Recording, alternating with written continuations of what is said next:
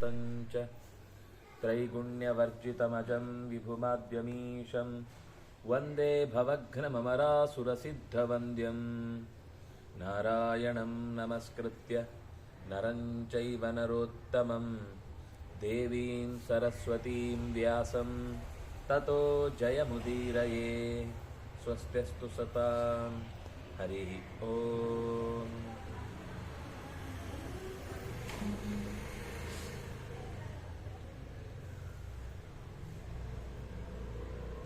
ಉದ್ಯೋಗ ಪರ್ವದ ನಡುವೆ ಕಾಣಿಸುವ ಪ್ರಜಾಗರ ಪರ್ವದ ವಿದುರ ನೀತಿಯ ಕೆಲವು ಮಾತುಗಳನ್ನು ನಾವು ನೋಡ್ತಾ ಬಂದ್ವಿ. ಅದರಲ್ಲಿ 37ನೇ ಅಧ್ಯಾಯದಲ್ಲಿ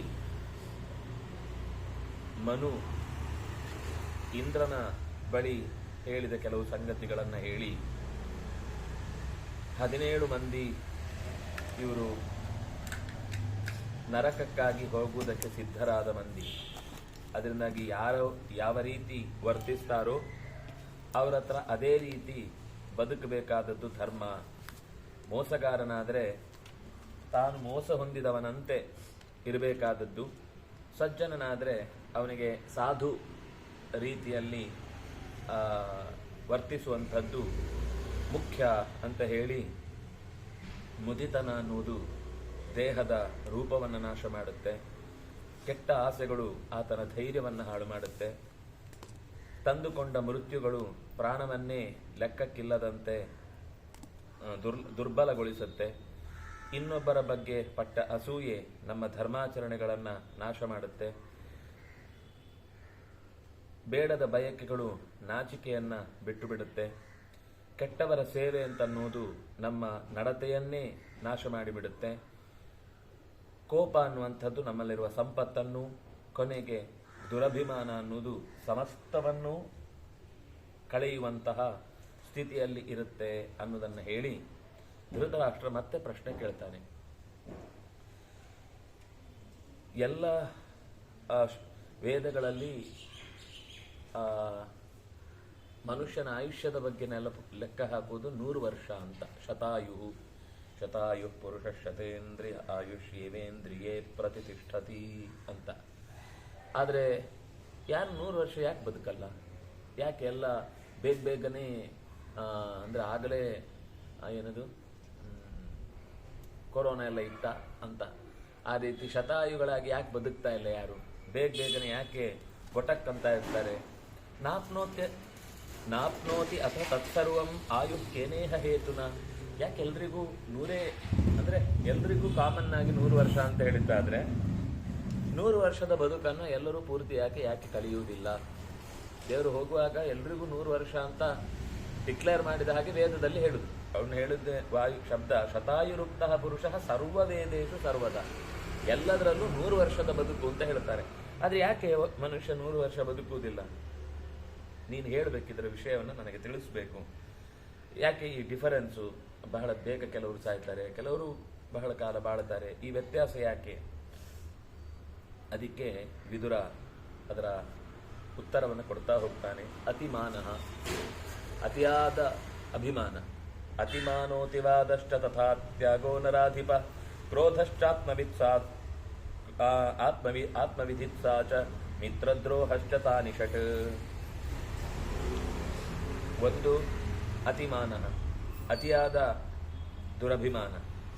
ಅತಿವಾದ, ಎಲ್ಲವನ್ನೂ ವಿತಂಡವಾದ. ಅತಿವಾದ ಅಂದರೆ ಏನು ಹೇಳಿದ್ರು ಹಾಗಂತ ಒಪ್ಕೊಳ್ಳೋದೇ ಇಲ್ಲ, ಅದರ ವಿರುದ್ಧವಾಗಿಯೇ ಮಾತನಾಡ್ತಾ ಹೋಗುದು. ಅತಿವಾದ. ಅತ್ಯಾಗ, ಯಾವುದಾದ್ರೂ ಕೆಲವೊಂದು ಸಂದರ್ಭದಲ್ಲಾದರೂ ಹೋಗ್ಲಿ ಅಂತ ಬಿಟ್ಟುಕೊಡ್ಬೇಕು. ಬಿಟ್ಕೊಡೋ ಕಾರ್ಯಕ್ರಮವೇ ಇಲ್ಲ. ಎಲ್ಲ ನನಗೇ ಬೇಕು ಅಂತ. ವೇದದಲ್ಲಿರುವ ಮಾತೇನು? ತ್ಯಾಗೇ ನೈಕೇನ ಅಮೃತತ್ವ ಆನಶುಹು ಅಂದರೆ ಸ್ವೀಕರಿಸಿದ್ರು, ಅದನ್ನ ಉಂಡ್ರು ಅಂತ. ತ್ಯಾಗದಿಂದೊಂದರಿಂದಲೇನೆ ಇಡೀ ಜಗತ್ತಿನ ಎಲ್ಲ ಸೌಖ್ಯಗಳು ಕೂಡ ಲಭಿಸುವಂಥದ್ದು. ತ್ಯಾಗ ಇಲ್ಲ ಅಂದರೆ ಯಾವುದೂ ಕೂಡ ಸುಖವಾಗಿ ಸಿಗೋದು ಸಾಧ್ಯ ಇಲ್ಲ. ಅಂದರೆ ಸಮಯವನ್ನು ತ್ಯಾಗ ಮಾಡುವುದು, ಶಕ್ತಿಯನ್ನು ತ್ಯಾಗ ಮಾಡುವುದು, ನಮ್ಮ ಕೆಲವೊಂದು ಸರ್ತಿ ಅಭಿಪ್ರಾಯವನ್ನು ತ್ಯಾಗ ಮಾಡುವುದು ಅಥವಾ ಸಂಪತ್ತನ್ನು ತ್ಯಾಗ ಮಾಡುವುದು.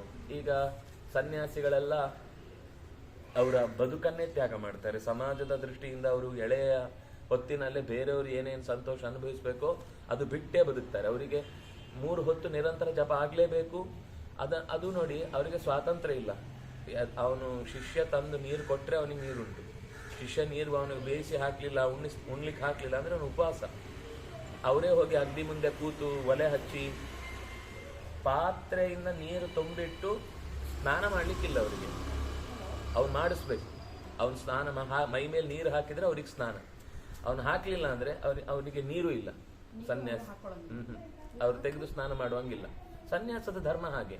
ನನ್ನಿರಗ್ನೇರ್ ನಚಾಕ್ರಿಯ. ಅಗ್ನಿಯನ್ನು ಉಪಯೋಗಿಸ್ಲಿಕ್ಕಿಲ್ಲ, ಇನ್ನೊಬ್ಬರಿಂದ ಕೆಲಸ ಮಾಡಿಸ್ಬೇಕಷ್ಟೇ ಹೊರತು ತಾವಾಗಿ ಯಾವುದೇ ಕೆಲಸ ಮಾಡ್ಕೊಳ್ಳಿಕ್ಕಿಲ್ಲ. ಅದು ಸನ್ಯಾಸಿಯ ಲಕ್ಷಣ. ಈಗ ಇರುವವರು ಯಾರು ಅಂದ್ರೆ ಸೆಲ್ಫ್ ಡಿಪೆಂಡೆಂಟ್ ಆಗಿರೋದು ತಪ್ಪ? ಡಿಪೆಂಡೆಂಟ್ ತಪ್ಪಲ್ಲ, ಪ್ರಕೃತಿಯಲ್ಲಿ ಎಲ್ಲ ತಾನಾಗಿ ಬರುತ್ತೆ. ನಮ್ಗಲ್ಲ, ಅದು ಸನ್ಯಾಸಕ್ಕೆ ಹೇಳ್ತಾ ಇರೋದು ನಾನು. ಸನ್ಯಾಸದಲ್ಲಿಯೂ ಕೂಡ ಇವತ್ತಿನ ನಾನು ವರ್ಗೀಕರಣ ಮಾಡ್ಲಿಕ್ಕೆ ಹೇಳ್ತಾ ಇರೋದಲ್ಲ. ಈಗ ಯಾವುದು ಆಚಾರ್ಯರ ಪರಂಪರೆಯಲ್ಲಿ ಸನ್ಯಾಸ ಇದೆ ಅದು ಬಿಟ್ಟು ಬೇರೆ ಕಡೆ ಕೆಲವು ಕಡೆ ಇದೆ ಬಿಟ್ರೆ, ಈಗೆಲ್ಲ ಕಾವಿ ತೊಟ್ಟು ಓಡಾಡ್ತಾರಲ್ಲ ಅವ್ರು ಯಾವ ನಿಯಮವನ್ನು ಹೆಚ್ಚು ಪಾಲಿಸಲ್ಲ. ಅವ್ರು ಆರಾಮಾಗಿ ಓಡಾಡ್ಕೊಂಡು ಅವ್ರದ್ದೇ ಸೆಲ್ಫ್ ಡಿಪೆಂಡೆನ್ಸ್ ಅಂತ ಅನ್ನೋ ಶಬ್ದ ಇಟ್ಕೊಂಡು ಆರಾಮಾಗಿ ಬದುಕ್ತಾರೆ. ಅದು ಸನ್ಯಾಸ ಅಲ್ಲ.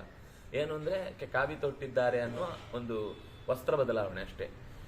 ಸನ್ಯಾಸ ಅಂತ ಮತ್ತೆ ಹಾಗೆ ಅಂತ ಹೇಳಿ ಉಳಿದವರು ಎಲ್ಲರೂ ಹಾಗೆ ಇದ್ದಾರೆ ಅಂತ ಹೇಳಿದ್ರೆ ಕೆಲವು ನಿಯಮಗಳನ್ನು ಪಾಲನೆ ಮಾಡ್ತಾರೆ. ಅದರಲ್ಲಿ ಒಂದು ನಿಯಮ, ಅವರಿಗೆ ಒಬ್ಬ ಬಿಸಿನೀರಿಟ್ಟು ಕಾಯಿಸಿ ಕೊಟ್ಟ ಅಂದ್ರೆ ಅವ್ರು ಬಿಸಿನೀರು ಸ್ನಾನ, ಇಲ್ಲಾಂದ್ರೆ ತಣ್ಣೀರು ಹಾಗೆ ಅವರೇ ಹಾಕೊಳ್ಳಿಕ್ಕೂ ಇಲ್ಲ. ಸರೋವರದಲ್ಲಿ ಹೋಗುವಾಗ ಮಾತ್ರ ಮುಳುಗಿ ಸ್ನಾನ ಮಾಡ್ಲಿಕ್ಕೆ ಅವರಿಗೆ ಪರ್ಮಿಷನ್ ಇರುದು ಬಿಟ್ರೆ ಬಾವಿಯಿಂದ ಸೇದಿ ಹೀಗೆ ಹಾಕೊಳ್ಳಿಕ್ಕೂ ಇಲ್ಲ. ಶಿಷ್ಯ ತೆಗೆದು ಇಟ್ರೆ ಅವ್ರ ಬಗ್ಗೆ ಕೂಟ್ರೆ ಅವ್ರ ತಲೆ ಮೇಲೆ ಹಾಕಿದ್ರೆ ಸ್ನಾನ. ಇದು ಒಂದು ಅಂತಲ್ಲ, ಅದರ ಹತ್ತಿರದಿಂದ ನೋಡಿದ್ರೆ ಅವರು ತುಂಬಾ ತುಂಬಾ ತುಂಬಾ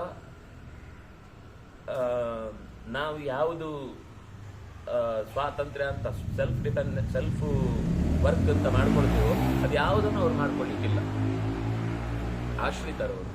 ಅದಕ್ಕೆ ಹೇಳುದು ಬ್ರಹ್ಮಚರ್ಯ, ವಾನಪ್ರಸ್ಥ ಮತ್ತು ಸನ್ಯಾಸ ಇದು ಯಾವಾಗಲೂ ಗೃಹಸ್ಥ ಧರ್ಮವನ್ನ ಆಶ್ರಯಿಸಿಕೊಂಡಿದೆ. ಇದಿಲ್ಲ ಅಂದ್ರೆ ಇವರಿಗೆ ಯಾರಿಗೂ ಬದುಕಲಿಕ್ಕಿಲ್ಲ.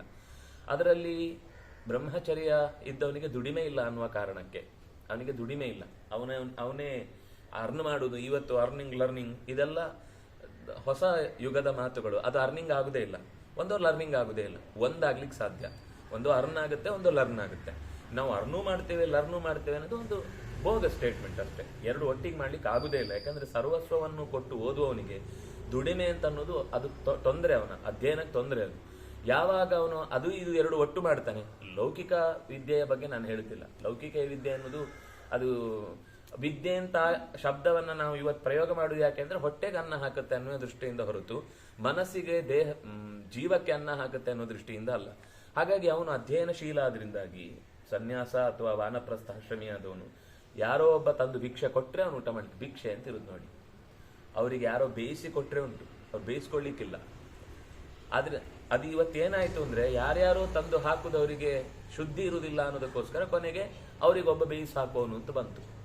ಅವರಿಗೆ ಯಾಕೆ ಅಡಿಗೆ ಮನೆ ಇಲ್ಲ ಅಥವಾ ಯಾಕೆ ಅವರಿಗೆ ಸ್ವತಂತ್ರವಾಗಿ ಯಾವುದೇ ಕೆಲಸ ಇಲ್ಲ ಅಂದ್ರೆ ಅವರು ಅದು ಬಿಟ್ಟು ಅದಕ್ಕೋಸ್ಕರ ದೇಹ ಶ್ರಮ ಹಾಕುದು ಅಂತಾದ್ರೆ ಅವ್ರು ಸನ್ಯಾಸಕ್ಕೆ ತಗೋಬೇಕು. ಅದಕ್ಕೆ ಶ್ರಮ ಹಾಕ್ಲಿಕ್ಕಿಲ್ಲ, ಅದು ಪ್ರಕೃತಿಯಲ್ಲಿ ಬರುತ್ತೆ. ಬೊಗಸೆಯಲ್ಲಿ ಇಷ್ಟು ಹಿಡಿತಾನೆ, ಯಾರೋ ಹಾಕ್ತಾರೆ, ತಿಂತಾನೆ. ಅದೇನಾಯ್ತು ಈಗ ಕೊನೆಗೆ ಸ್ವಲ್ಪ ಅದರ ಸ್ಥಾನಮಾನ ಮರ್ಯಾದೆ ಎಲ್ಲ ದೊಡ್ಡದಾಯ್ತು. ಅದರಿಂದಾಗಿ ಯಾರೋ ಅವರೇ ಬಂದು ನಮ್ಮ ಮನೆಗೆ ಬನ್ನಿ ಅಂತ ಅವರನ್ನು ಕರೆದು ಅಡಿಗೆ ವ್ಯವಸ್ಥೆಯನ್ನು ಅವರೇ ಮಾಡಿಸಿ ಅವರಿಗೆ ಭಿಕ್ಷೆಯ ರೂಪದಲ್ಲಿ ನಾವು ಹಾಕ್ತೇವೆ. ಅದಕ್ಕೆ ಭಿಕ್ಷು ಶಬ್ದ ಬೇರೆ, ಭಿಕ್ಷುಕ ಶಬ್ದ ಬೇರೆ ಸಂಸ್ಕೃತದಲ್ಲಿ. ಭಿಕ್ಷು ಅಂದ್ರೆ ಗೌರವಪೂರ್ವಕವಾಗಿ ಅವರನ್ನ ನಾವು ಕರೆದು ಸ್ಥಾನದಲ್ಲಿಟ್ಟು ಅವರನ್ನು ಪೂಜಿಸುವುದು. ಭಿಕ್ಷುಕ ಬೇಡಿ ತಿನ್ನುವುದು. ಆದ್ರೆ ಯಾರ ಹತ್ರ ಬೇಕಾದ್ರೂ ಎಲ್ಲಿ ಬೇಕಾದ್ರೂ ಹೇಗೆ ಬೇಕಾದ್ರೂ ಬೇಡ್ತಾನೆ. ನೀವು ಹಾಗೆ ಬೇಡ್ಲಿಕ್ಕಿಲ್ಲ. ಅವನಿಗೆ ಬೇಡುವುದಕ್ಕೆ ಪಂಚವಾ ಷಡ್ವಾ ಸಪ್ತ ಸದ್ಮಾನಿ ಗಚ್ಚೇತ್, 6, 7, 8 ಮನೆಗಳು ಬೇಡುವ ಸ್ಥಿತಿಯಲ್ಲಿ ಹೋಗುವವನಿಗೆ. 10 ಮನೆಯಲ್ಲಿ 100 ಮನೆಯಲ್ಲಿ ಬೇಡಿ ಜಾಸ್ತಿ ಆಗ. ಇವತ್ತು 7 ಮನೆಗೆ ಹೋಗುವಾಗ ಅವನಿಗೆ ತುತ್ತು ಸಾಕಾಗ್ಲಿಲ್ಲ ಅಂತ ಇಟ್ಕೊಳ್ಳಿ, 8ನೇ ಮನೆಗೆ ಹೋಗಿ ಮತ್ತೆ ಬೇಡ್ಲಿಕ್ಕಿಲ್ಲ. ಅವತ್ತಷ್ಟೇ ಅಂತ ಲೆಕ್ಕ. ಅವರೇ ಮನೆಯಲ್ಲಿ ಯಾರೋ ಬೇಯಿಸಿದು ಕೊಟ್ಟಾಗ ಬ್ರಹ್ಮಚಾರಿ ಆದವನಿಗೆ ಆಗ ಏನಿತ್ತು ಅಂದ್ರೆ ವಾರಾನ್ನ ಅಂತ ಒಂದು ಹಿಂದೆ ಬೇರೆ ಬೇರೆ ಮನೆಗೆ ಹೋಗಿ ಅಲ್ಲಿ ಕೆಲಸ ಮಾಡಿ ಅವ್ರ ಮನೇಲಿ ಹಾಕಿದ್ದು ಊಟ ಮಾಡಿಕೊಂಡು ಓದ್ಕೊಂಡು ವಾಪಸ್ ಊರಿಗೆ ಬರ್ತಿದ್ರು.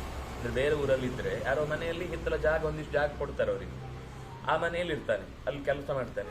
ಆ ಬೀದಿಯಲ್ಲಿರೋ ಒಂದು 8-10 ಮನೆಗಳಲ್ಲಿ ಕೆಲಸ ಮಾಡ್ತಾನೆ.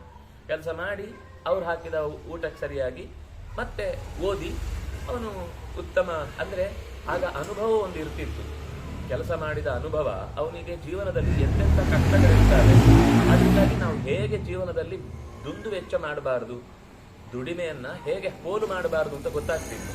ಈಗ ಪೋಲ್ ಮಾಡಬಾರ್ದು ಹೇಗೆ ಅಂತ ಗೊತ್ತೇ ಇಲ್ಲ. ಅಪ್ಪ ಬ್ಯಾಂಕ್ ಗೀಚಿದ್ರೆ ಇಷ್ಟು ದುಡ್ಡು ತಂದು ಕೊಡ್ತಾರೆ, ಕೊಡಬೇಕಾದ ಅವ್ರ ಕರ್ತವ್ಯ, ಅವ್ರು ಇರುವುದೇ ನಮ್ಮನ್ನು ಸಾಕ್ಲಿಕ್ಕೆ ಅನ್ನೋ ತರದ ಮನಸ್ಥಿತಿ ಮಕ್ಕಳಿಗೆ ಬರ್ಲಿಕ್ಕೆ ಕಾರಣ ತಂದೆ ತಾಯಿಗಳು ಕಷ್ಟಪಡುವ ರೀತಿ ಮಕ್ಕಳಿಗೆ ಗೊತ್ತಿಲ್ಲ. ಒಂದು. ಎರಡನೇದು, ಮಕ್ಕಳಿಗೆ ಅದನ್ನ ತಿಳಿಸ್ಕೊಡ್ಬೇಕಾದ ರೀತಿ ತಂದೆ ತಾಯಿಗಳಿಗೂ ಇಲ್ಲ. ಅಯ್ಯೋ, ನಾವು ಪಟ್ಟ ಕಷ್ಟ ಮಕ್ಕಳು ಪಡಬಾರದು ಅಂತ. ಒಳ್ಳೆ ಭಾವನೆ ಹೌದು, ಆದರೆ ಅದರ ಪರಿಣಾಮ ಒಳ್ಳೇದಾಗುದಿಲ್ಲ. ಯಾಕೆಂದ್ರೆ ಎಲ್ಲರಿಗೂ ದುಡಿಮೆ ಅಂತ ಅನ್ನೋದು ಅನಿವಾರ್ಯವಾದ ಸ್ಥಿತಿ. ಹೇಗಾದ್ರೂ ದುಡಿಬೇಕು, ಯಾವ ರೀತಿಯಿಂದಾದ್ರೂ ದುಡಿಬೇಕು. ಕೆಲವರು ಕಡಿಮೆ ದುಡಿದು ಹೆಚ್ಚು ಸಂಪಾದಿಸ್ತಾರೆ, ಕೆಲವರು ಹೆಚ್ಚು ದುಡಿದು ಕಡಿಮೆ ಸಂಪಾದಿಸ್ತಾರೆ, ದುಡಿಮೆಗಷ್ಟು ಸಂಪಾದನೆ ಮಾಡೋರು ಇರ್ತಾರೆ. ಆದರೆ ಎಲ್ಲಾ ಸ್ಥಿತಿಯಲ್ಲೂ ಗೃಹಸ್ಥನಾದವನಿಗೆ ಇರುವಷ್ಟು ಅವಕಾಶ ಉಳಿದ 3 ವರ್ಣದವರು 3 ಆಶ್ರಮದವರಿಗೆ ಅವಕಾಶ ಇಲ್ಲ. ಅದರಿಂದಾಗಿ ಆ ಆಶ್ರಮದ ವಿಶೇಷವನ್ನ ಹೇಳಲಿಕ್ಕೋಸ್ಕರನೇ ತ್ಯಾಗ ಅನ್ನೋದು ಪ್ರಧಾನ ಅಂತ ಹೇಳಿದ್ದು.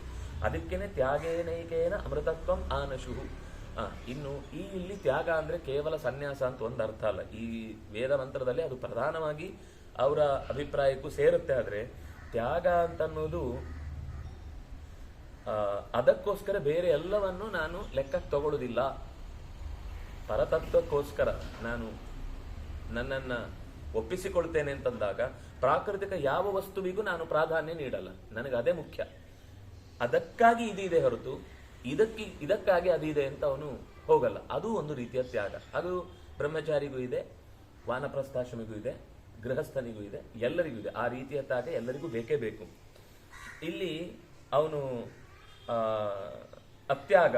ಆದರೆ ಯಾವತ್ತು ಸಮಯವನ್ನಾಗಲಿ, ವ್ಯಕ್ತಿಯ ಅಭಿಮಾನವನ್ನಾಗಲಿ ಅಥವಾ ಸಂಪತ್ತನ್ನಾಗಲಿ ತ್ಯಾಗ ಮಾಡ್ಲಿಕ್ಕೆ ತಯಾರಿಲ್ಲದೆ ಇದ್ದವ ಬಹಳ ಕಾಲ ಬಾಳ್ಲಿಕ್ಕೆ ಸಾಧ್ಯ. ಇನ್ನೊಬ್ಬರಿಗೋಸ್ಕರ ತುಡಿತ ಅಂತಿದೆಯಲ್ವಾ, ಅದು ಜೀವನದಲ್ಲಿ ಬಹಳ ಮುಖ್ಯ.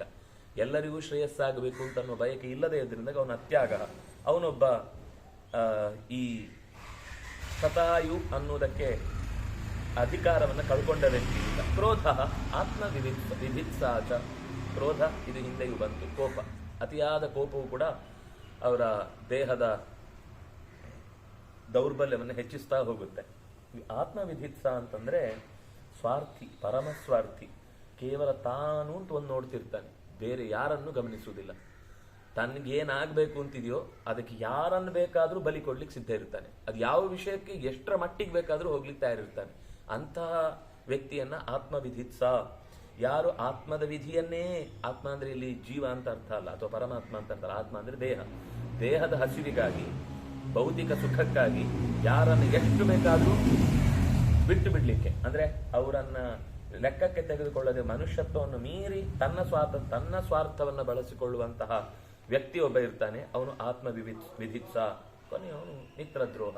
ಚೆನ್ನಾಗಿ ನಂಬಿಸಿ ಕೊನೆಗೆ ಜೈ ಅಂತ ಎಲ್ಲ ಹಂತದಿಂದಲೂ ದೂರಾಗಿ ನಿಲ್ತಾನೆ. ಮಿತ್ರದ್ರೋಹ ಅನ್ನೋದನ್ನ ಕೃಷ್ಣ, ಇವನು ಯಾರು, ಮಿತ್ರದ್ರೋಹೇ ಚಪಾತಕಂ ಅಂತ ಅರ್ಜುನ ಹೇಳ್ತಾನೆ. ಪಾಂಡವರು ನಾವಿಷ್ಟೆಲ್ಲ ಜೊತೆಯಾಗಿದ್ದದ್ದು, ಈಗ ಅವರು ಯುದ್ಧಕ್ಕೆ ಬರ್ತಾರೆ ಅಂತ ನಾವು ಯುದ್ಧ ಮಾಡಿದ್ರೆ ನಮ್ಮ ಮಿತ್ರರೆಲ್ಲ ಇರ್ತಾರಲ್ಲ ಅಲ್ಲಿ, ಅವ್ರಿಗೆ ತೊಂದರೆ ಆಗಲ್ವಾ? ಹೌದು, ನೀನು ಹಾಗೆ ಅನ್ಕೊಂಡಿದ್ದೆ, ಅವರು ಹಾಗೆ ಅನ್ಕೋಬೇಕಲ್ವಾ? ಮಿತ್ರದ್ರೋಹ ಯಾವಾಗ ಆಗುತ್ತೆ ಅಂದ್ರೆ ಎಲ್ಲಾ ರೀತಿಯಿಂದಲೂ ಮೈತ್ರಿಗೆ ಅವನು ಅರ್ಹನಾಗಿದ್ದು, ಜೊತೆಗೆ ಅದಕ್ಕೆ ಬೇಕಾದ ಎಲ್ಲಾ ಗುಣಗಳನ್ನು ಹೊಂದಿದ್ದಾಗ ದ್ರೋಹ ಮಾಡಿದ್ರೆ ಅದು ಮಿತ್ರದ್ರೋಹ. ಅವನಿಂದ ಏನು ನಿರೀಕ್ಷಣೆ ಇಲ್ಲ, ನಾವೇ ಒಳಗಿನಿಂದ ಗುಟ್ಟಾಗಿ ಅವನನ್ನ ನಮ್ಮ ಸ್ವಾರ್ಥಕ್ಕೆ ಅಂತ ಬಳಸಿಕೊಂಡದ್ದು. ಅವನು ದ್ರೋಹ ಮಾಡಿದಾಗ ಮಿತ್ರದ್ರೋಹ ಹೇಗಾಗುತ್ತೆ? ನೀನು ಮಿತ್ರ ಅಂತ ಅವನನ್ನ ಪರಿಗಣಿಸಿದ್ದಾಗ ಅವನು ನಿನಗೆ ದ್ರೋಹ ಮಾಡಿದ್ರೆ ಮಿತ್ರದ್ರೋಹ. ಈಗ ದುರ್ಯೋಧನ ಮಾಡಿದ್ದು ಮಿತ್ರದ್ರೋಹ, ಆದ್ರೆ ಅದೇ ಕರ್ಣ ಮಾಡಿದ್ರೆ ಮಿತ್ರದ್ರೋಹ ಆಗ್ತಿರ್ಲಿಲ್ಲ. ಯಾಕೆಂದ್ರೆ ಅವನಿಗೆ ದುರ್ಯೋಧನ ಕರ್ಣನನ್ನು ಯಾವತ್ತಿಗೂ ತನ್ನ ಅತ್ಯಂತ ಆಪ್ತ ಮಿತ್ರ ಅಂತ ಅನ್ಕೊಂಡೇ ಇಲ್ಲ. ಅವನು ತನ್ನ ಯುದ್ಧಕ್ಕೆ ಎದುರಾಳಿಯಾಗಿ ನಿಂತ ಅರ್ಜುನನಿಗೆ ಇವನೊಬ್ಬ ಬಲಿಷ್ಠ. ಅರ್ಜುನನಿಗೆ ಅಂದ್ರೆ ಈಗ ನಾವು 2 ಪಾರ್ಟಿ ಮಾಡುವಾಗ ಕಬಡ್ಡಿ ಆಡುವಾಗ ಇವನು ರೈಡ್ ಚೆನ್ನಾಗಿ ಮಾಡ್ತಾನೆ ಆದ್ರೆ ನನಗೆ ಇವನು ಬೇಕು ಅಂತ. ಇಲ್ಲಿ ಇವನು ಯೋಚನೆ ಮಾಡ್ತಾನೆ ನನಗೆ ಇವರಿಬ್ರು ಬೇಕು, ಯಾಕೆಂದ್ರೆ ಅಲ್ಲಿ ಅವರಿದ್ರೆ ಅವ್ರಿಗೆ ಸಮನಾಗಿ ಇವರಿಬ್ರು ಇದ್ರೆ ಮಾತ್ರ ನಾವು ರೈಡನ್ನು ಸಮನಾಗಿ ತೂಗಬಹುದು ಅಂತ. ಕೇವಲ ಒಂದು ಟೀಮನ್ನ ಗೆಲ್ಲಿಸ್ಲಿಕ್ಕೆ ವ್ಯವಸ್ಥೆ ಮಾಡೋದು ಹೊರತು ಅವರಿಬ್ಬರ ಮೇಲೆ ಪ್ರೀತಿಯಿಂದ ಯೋಚನೆ ಮಾಡಿ ಯುದ್ಧದಲ್ಲಿ ಗೆಲ್ಲಿಕ್ಕೆ ಸಾಧ್ಯವೇ ಇಲ್ಲ. ಅದರಿಂದಾಗಿ ದುರ್ಯೋಧನನ ಮೈತ್ರಿಯ ಹಿನ್ನೆಲೆ ಮತ್ತು ಕರ್ಣನನ್ನ ಯೋಚನೆ ಮಾಡಿದಾಗ ದುರ್ಯೋಧನ ಮಾಡಿದ್ದು ಮಿತ್ರದ್ರೋಹ. ಅದರಿಂದಾಗಿ ಮಿತ್ರದ್ರೋಹಷ್ಟ ತಾನಿಷಟ್, ಈ 6 ಗುಣಗಳೇನಿದೆ ಇದು ಒಬ್ಬ ಮನುಷ್ಯನ ಶತಾಯುಷಿತನಕ್ಕೆ ಕೊಳ್ಳಿ ಇಡುವಂತಹ ಕೆಂಡಗಳು ಅಂತ ಹೇಳ್ತಾನೆ. ಏತ ಏವ ಆಯಸಸ್ತೀಕ್ಷ್ಣಾಃ ಕೃಂತತ್ಯಾಯುಂಷಿ ದೇಹಿನಾಂ ಏತಾನಿ ಮಾನವಾನ್ ಘ್ರಂಥಿ ನ ಮೃತ್ಯುರ್ಭದ್ರಮಸ್ತುತೆ. ಇದೇ ಆಯಸಸ್ತೀಕ್ಷ್ಣಾಃ ಕೃಂತಂತಿ ಆಯುಂಷಿ ದೇಹಿನಾಂ. ದೇಹಿನಾಂ ಆಯುಂಷಿ, ಆಯುಷ್ಯವನ್ನ ಈ ತೀಕ್ಷ್ಣವಾದ ಖಡ್ಗಗಳೇ ಹಿಂದೆ ಹೇಳಿದ ಅತಿಮಾನ, ಅತಿವಾದ, ಅತ್ಯಾಗ, ಕ್ರೋಧ, ಆತ್ಮದ ಸ್ವಾರ್ಥ ಮತ್ತು ಮಿತ್ರದ್ರೋಹ ಅನ್ನುವಂತಹ 6 ವಿಶಿಷ್ಟವಾದ ದೋಷಗಳೇನಿದೆ ಇದು ಮಾನವಾನ್ ಘ್ರಂಥಿ ನ ಮೃತ್ಯುರ್ ಭದ್ರಮಸ್ತುತೆ. ಅಲ್ಲಿ ಮೃತ್ಯುವೇ ಹೊರತು ಭದ್ರ ಇಲ್ಲ. ಮೃತ್ಯುವಿನಿಂದ ಈ ತರದ ಮೃತ್ಯು ಅಂತ ಅನ್ನೋದು ಇದು ಬದುಕಿದ್ದಾಗ್ಲೇ ಅವನನ್ನ ಆಕ್ರಮಿಸಿ. ಈ ಕ್ರೋಧ ಒಬ್ಬನಲ್ಲಿದೆ ಅಂದ್ರೆ ಅವನನ್ನ ಮೃತ್ಯು ಆವರಿಸಿಕೊಂಡಿದೆ ಅಂತ ಅರ್ಥ, ಸತ್ತಿಲ್ಲ, ಆದ್ರೆ ಕೋಪವೇ ಅವನಿಗೆ ಮೃತ್ಯುವಾಗಿ ಕಾಡುತ್ತೆ. ವಿಶ್ವಸ್ತಸ್ಯೈವ ಯೋಧಾರಾನ್ ಯಶ್ಚಾಪಿ ಗುರುತಲ್ಪಗ ವೃಷಲೀಪತಿರ್ದ್ವಿಜೋ ಯಶ್ಚ ಪಾನಪಶ್ಚೈವ ಭಾರತ. ಭಾರತ ಅಂತ ಭರತ ವಂಶೀಯನಾದವನಾದ್ರಿಂದಾಗಿ ಧೃತರಾಷ್ಟ್ರನನ್ನ ಮತ್ತೆ ಸಂಬೋಧಿಸಿ ಕರೀತಾನೆ. ಒಬ್ಬ ರಾಜ ಇರ್ತಾನೆ, ಒಬ್ಬ ರಾಜನನ್ನು ವಿಶ್ವಾಸಕ್ಕೆ ತೆಗೆದುಕೊಂಡು ಕೊನೆಗೆ ಅವನ ಮಡದಿಯನ್ನೇ ಅಪಹರಿಸಿ ಬಿಡ್ತಾನೆ. ಹೇಳಿದ್ದು ರಾಜ್ಯದ ವಿಸ್ತಾರಕ್ಕಾಗಿ ಸಂಬಂಧ, ವಾಲಿಯ ರೀತಿಯಲ್ಲಿ ವಿಶ್ವಾಸಕ್ಕೆ ತೆಗೆದುಕೊಂಡು ಹೆಂಡತಿಯನ್ನ ಅಪಹರಿಸುವವನು. ಎಷ್ಟಾಪಿ ಗುರುತಲ್ಪಕ, ವಿದ್ಯೆಯನ್ನ ಕೊಡಬೇಕು ಅಂತ ಇರಬೇಕಾದಂತಹ ವ್ಯಕ್ತಿಯ ಆಸನದಲ್ಲಿ ಸಮಾನವಾಗಿ ಕೂಡುದು. ತಲ್ಪ ಅಂತಂದ್ರೆ ಆಸನ, ತಲ್ಪಗಹ ಅಂತಂದ್ರೆ ಅವರು ಸಮಾನವಾಗಿ. ಅದು ಕೇವಲ ಈ ಒಂದು ಚಾಪೆಯನ್ನು ಹೀಗೆ ಕೂತ ಅಂದುದು ಅಷ್ಟೇ ದೋಷ ಅಲ್ಲ. ಅವರು ಒಂದು ಸ್ಟೇಟಸ್ ನಲ್ಲಿ ಇರ್ತಾರೆ ಗುರುಗಳು, ಆ ಸ್ಟೇಟಸ್ಗೆ ತಾನು ಲಗ್ಗೆ ಇಡಲಿಕ್ಕೋಸ್ಕರ ಅವರನ್ನು ಉಪಯೋಗಿಸಿಕೊಳ್ಳುದು ಹೊರತು ಅವರಿಂದ ಬಹಳ ನಂಬಿಕೆಯಿಂದ ಶ್ರದ್ಧೆಯಿಂದ ಅವ್ರ ಹತ್ರ ಕಲ್ತ್ರೆ ತನಗೇನೋ ಲಾಭ ಆಗುತ್ತೆ ಅಂತಲ್ಲ. ಅವರು ಏರಿದ ಸ್ಥಾನ ಏರ್ಲಿಕ್ಕೆ ಅವ್ರು ಬೇಕು ನನಗೆ. ಕೇವಲ ತನ್ನ ಗುರಿಯನ್ನ ಸಾಧಿಸ್ಲಿಕ್ಕೋಸ್ಕರ ಗುರುವನ್ನ ಬಳಸಿಕೊಳ್ಳುವಂತವನು ಯಾರಿದ್ದಾನೆ ಅಂಥವನು, ಅಥವಾ ಅವರ ವೈಯಕ್ತಿಕ ಜೀವನದ ಒಳಗೂ ಪ್ರವೇಶ ಮಾಡಿ ಅವರಿಗೆ ಅಸಂಗತವಾದ ಬದುಕನ ಮಧ್ಯದಲ್ಲಿ ತಾನು ಹಾಸಿಗೆಯನ್ನು ಹಂಚಿಕೊಳ್ಳುವುದೇನಿದೆ. ಇನ್ನೊಬ್ಬ ವೃಷಲೀಪತಿ, ಅಂದ್ರೆ ಯಾರಿಗೆ ಜೀವನದಲ್ಲಿ ಸಂಪತ್ತು ಅನ್ನೋದು ಕೇವಲ ಅದು ಜೀವನ ನಡೆಸಲಿಕ್ಕೆ ಒಂದು ಏನಂತಾರೆ ಮಾರ್ಗ ಅಷ್ಟೇ. ಸಂಪತ್ತು ಅನ್ನೋದು ಜೀವನದ ಮಾರ್ಗ, ಅದಕ್ಕೋಸ್ಕರ ಎಂಥ ಸ್ಥಿತಿಗೂ ಇಳಿಲಿಕ್ಕೆ ಸಾಧ್ಯ. ಅಂಥವಳನ್ನ ಒಬ್ಬ ಜೀವನದಲ್ಲಿ ಆದರ್ಶ ಅಂತ ಇಟ್ಟುಕೊಂಡು ವಿವಾಹ ಆದ್ರೆ ಅವನು ಸತ್ತ. ಯಾರು ದುಡಿಮೆ, ಈ ವ್ಯಕ್ತಿ ಯಾರು ಜೀವನದಲ್ಲಿ ದ್ವಿಜ ಅಂತಂದ್ರೆ 2ನೇ ಬಾರಿ ಸಂಸ್ಕಾರ ಪಡೆದು ಬೆಳೆದು ತಾನು ಸತ್ಯವನ್ನ ಹುಡುಕಬೇಕು ಅಂತ ಹೊರಟವನಿಗೆ ಸಂಸಾರದ ವ್ಯವಸ್ಥೆಯೇ ಅವಳ ವ್ಯವಹಾರ ಅಂತ ಆದಾಗ ಅವರಿಬ್ರು ವಿವಾಹವಾದ್ರೆ ಇಬ್ರು ಗೆಲ್ಲುವುದಿಲ್ಲ. ಅವಳು ಗೆಲ್ಲಲ್ಲ, ಅವನು ಗೆಲ್ಲಲ್ಲ. ವೃಷಲೀಪತಿರ್ ದ್ವಿಜೋ ಯಶ್ಚ, ಯಾವ ಸಾಧಕನಾಗಬೇಕು ಅಂತ ಬಯಸುವವನು ಸಾಧನೆಗೆ, ಅದಕ್ಕೆ ವೇದಾಂತದಲ್ಲಿ ಬೇರೆ ಒಂದು ದಾರಿ ಹೇಳ್ತಾರೆ. ಅಕಸ್ಮಾತು ಒಳ್ಳೆಯ ಜೀವನ ಸಂಗಾತಿ ಸಿಕ್ಕಿದ್ರೆ, ಹೆಣ್ಣಿಗಾಗ್ಲಿ ಗಂಡಿಗಾಗ್ಲಿ ಒಳ್ಳೆಯ ಸಂಗಾತಿ ಸಿಕ್ಕಿದ್ರೆ ಜೀವನ ಚೆನ್ನಾಗಿರುತ್ತೆ, ಕೆಟ್ಟ ಸಂಗಾತಿ ಸಿಕ್ಕಿದ್ರೆ ಚೆನ್ನಾಗಿ ವೈರಾಗ್ಯ ಬರುತ್ತೆ. ವೇದಾಂತ ಸಿಕ್ಕಿ ಆಯ್ತು, ಹೀಗೂ ದೇವರು ಒಂದು ಪರೀಕ್ಷೆ ಮಾಡಿದೆ, ಇದು ಜೀವನದ ಒಂದು ಭಾಗ ಅಂತ ಅಂದ್ಕೊಂಡು ಅನ್ವಯಿಸ್ತಾನೆ. ಅಂದ್ರೆ ಎಲ್ಲದ್ರಲ್ಲೂ ಒಳ್ಳೇದು ಹುಡುಕೋರ ದಾರಿ ಇದು. ಆದ್ರೆ ಅಲ್ಲಿ ಹೇಳಲಿಕ್ಕೆ ಹೊರಟದ್ದು ಅವನು ನಷ್ಟ ಆಗ್ಬಿಡ್ತಾನೆ. ಅವನಿಗೆ ಯಾವುದಕ್ಕೋಸ್ಕರ ತನ್ನ ಈ ಸಮಸ್ತವನ್ನು ತ್ಯಾಗ ಮಾಡಿದ್ನೋ ಅದೇ ಅವನ ಕೊರಳಿಗೆ ಉರುಳಾಗ್ಬಿಟ್ರೆ ಅವನು ಬದುಕುದಿಲ್ಲ. ಕೊನೆಯವನು ಪಾನಪ ಅಂತಂದ್ರೆ ಕುಡಿಯುವುದೇ ಒಂದು ದುಶ್ಚಟವಾಗಿ ಬಿಟ್ರೆ ಅವನು ಬಹಳ ಕಾಲ ಬಾಳಲ್ಲ.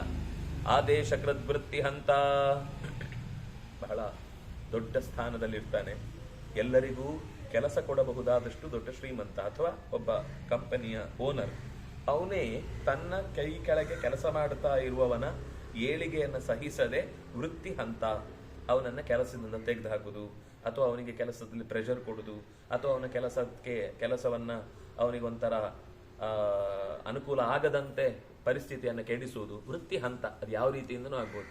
ಅಂಥವನು ಕೂಡ ಈ ಲೆಕ್ಕದಲ್ಲಿ ಮುಂದೆ ಹೇಳ್ತಾರೆ, ದ್ವಿಜಾನ ಪ್ರೇಷಕಶ್ಚಯ, ಯಾರು ಜೀವನವನ್ನ ಅಧ್ಯಯನಕ್ಕಾಗಿ ಶಾಸ್ತ್ರಕ್ಕಾಗಿ ಮೀಸಲಿಡ್ತಾನೋ ಅವನನ್ನ ಕೆಲಸಕ್ಕೆ ಇಟ್ಕೊಳ್ಳುದು. ಪ್ರೇಷಕ ಅಂತಂದ್ರೆ ತನ್ನ ಕೆಲಸಕ್ಕೆ ಅವನೇನೋ ಮಾಡ್ತಿರ್ತಾನೆ, ನೀನ್ ನಮ್ಮನೆ ಜೀತ ಅಲ್ವಾ, ಬಾ ನಿನ್ಗೆ ಅದು ಕೆಲಸ ಕೊಡ್ತೇನೆ ಅಂತ ಅಧ್ಯಯನದ ಶೀಲನಾಗಿದ್ದವನಿಗೆ ದ್ವಿಜಾನಾಂ ಪ್ರೇಷಕಶ್ಚಯ, ಯಾರು ಅಧ್ಯಯನಶೀಲರನ್ನ ಅವರ ಅಧ್ಯಯನಕ್ಕೆ ವಿಮುಖವಾಗುವಂತೆ ತನ್ನ ಅಧಿಕಾರದಿಂದ ದುರುಪಯೋಗ ಪಡಿಸಿಕೊಳ್ಳುವವನು. ಶರಣಾಗತಃ, ಇನ್ನೊಬ್ಬ ನೀನೇ ನನಗೆ ಗತಿ ಅಂತ ನಂಬಿ ಬಂದಿರ್ತಾನೆ, ಅವನೇ ಅವನನ್ನು ಬಲಿ ಕೊಡ್ತಾನೆ. ಶರಣಾಗತನನ್ನೇ ಕೊಲ್ಲುವವನು ಹಂತಿ. ಅವನು ಇವನಿಂದ ನನಗೆ ರಕ್ಷಣೆ ಸಿಗುತ್ತೆ ಅಂತ ಬರ್ತಾನೆ, ಆದ್ರೆ ಅವನೇ ತಾನ್ ಮೇಲೆ ಏರ್ಲಿಕ್ಕೆ, ಈ ಒಂದು ಕಥೆ ಬರುತ್ತಲ್ವಾ, ಒಂದು ನರಿ ಒಂದು ಕೊಳಕ್ ಬಿದ್ದಿರುತ್ತೆ, ಬಿದ್ದಾಗ ಮೇಲೆ ಏರಿ ಬರ್ಲಿಕ್ಕೆ ಅದಕ್ಕೆ ಗೊತ್ತಾಗುದಿಲ್ಲ.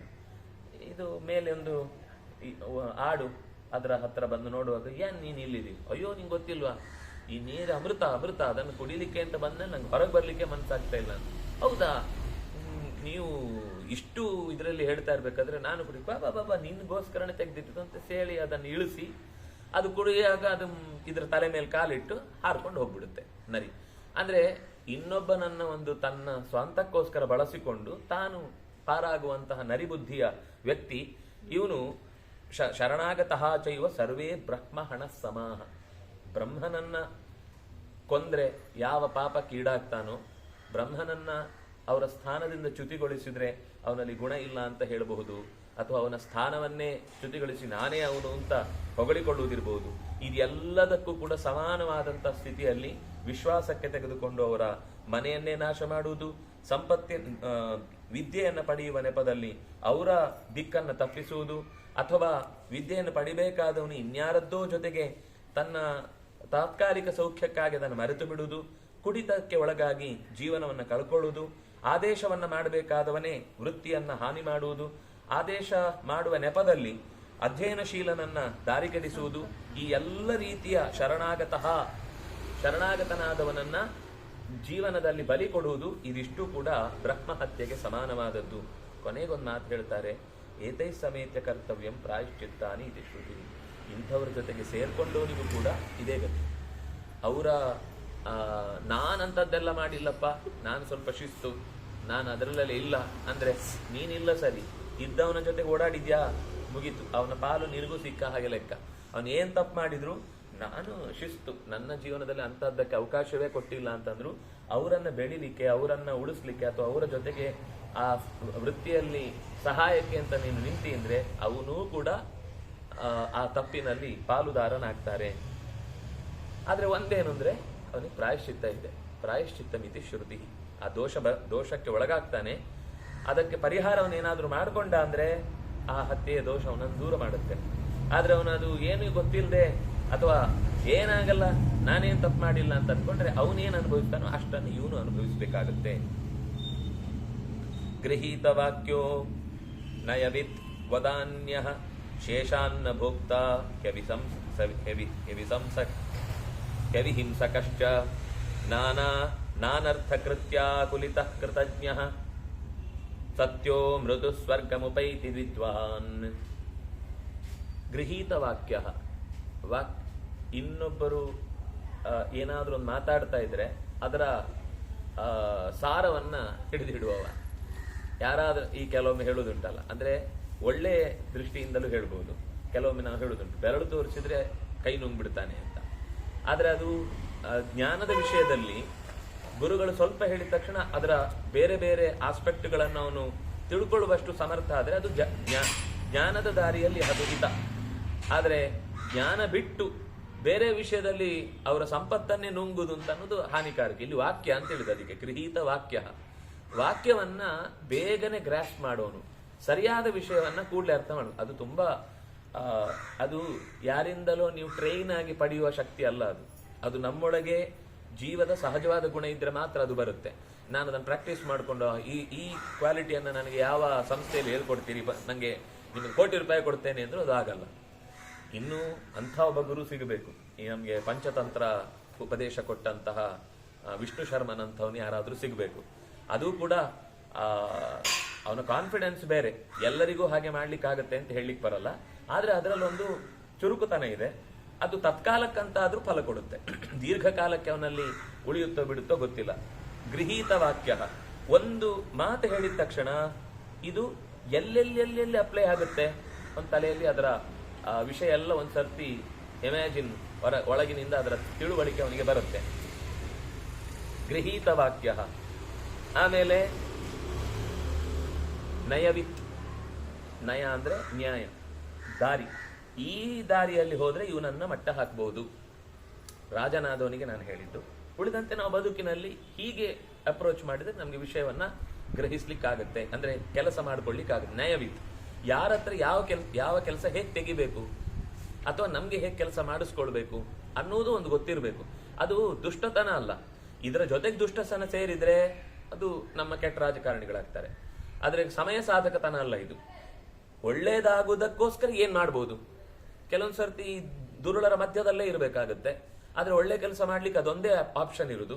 ಆವಾಗ ಅವರಿಗೆ 2 ಮಾತು ಹೊಗಳಿದ್ರೆ ಸಂತೋಷ ಆಗುತ್ತೆ. 2 ಮಾತು ಹೊಗಳ್ಬಿಡುದು, ಹೋಗಣೆ ಏನು, ಅದರಲ್ಲಿರುವ ಭಗವಂತನೇ ನಿನಗೆ ಸಮರ್ಪಣೆ ಅಂತ ಹೇಳಿ ಅವನನ್ನು ಹೊಗಳಿ ಕೆಲಸ ಮಾಡಿಸ್ಕೊಂಡ್ಬಿಡುದು ಅಷ್ಟೇ.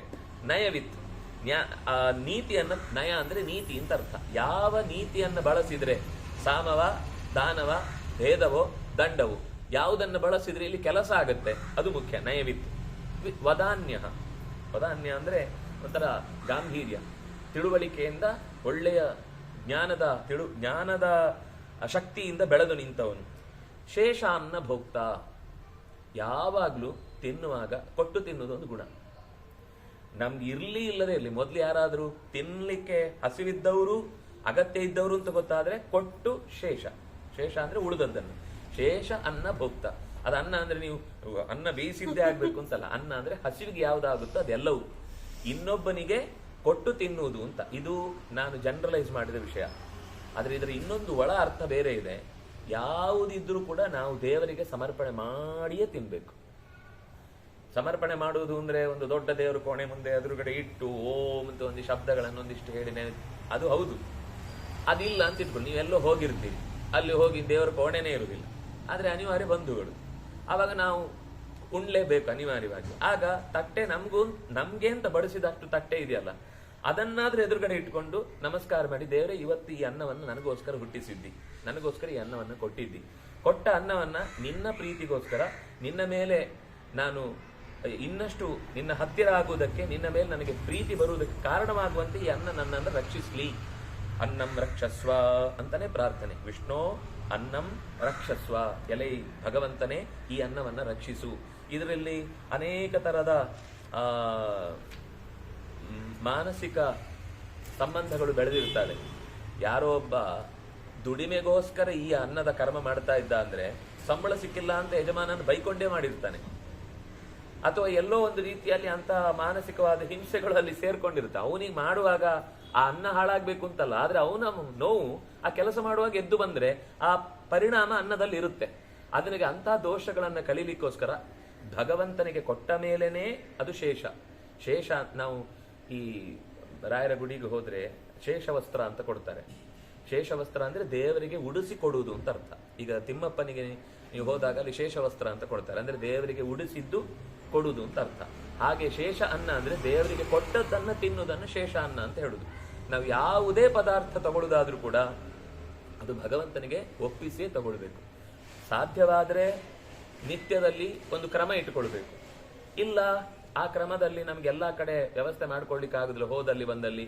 ಅದಕ್ಕೋಸ್ಕರನೇ ಎಷ್ಟೋ ಸರ್ತಿ ಸ್ವಯಂ ಅವರು ಅಡಿಗೆ ಮಾಡ್ಕೊಳ್ಳುದು ಅಂತ ಕೆಲವರು ವಿಧಿ ಯಾಕಿರುತ್ತೆ ಅಂದ್ರೆ ಸ್ವಯಂ ಪಾಕ ಅಂತ.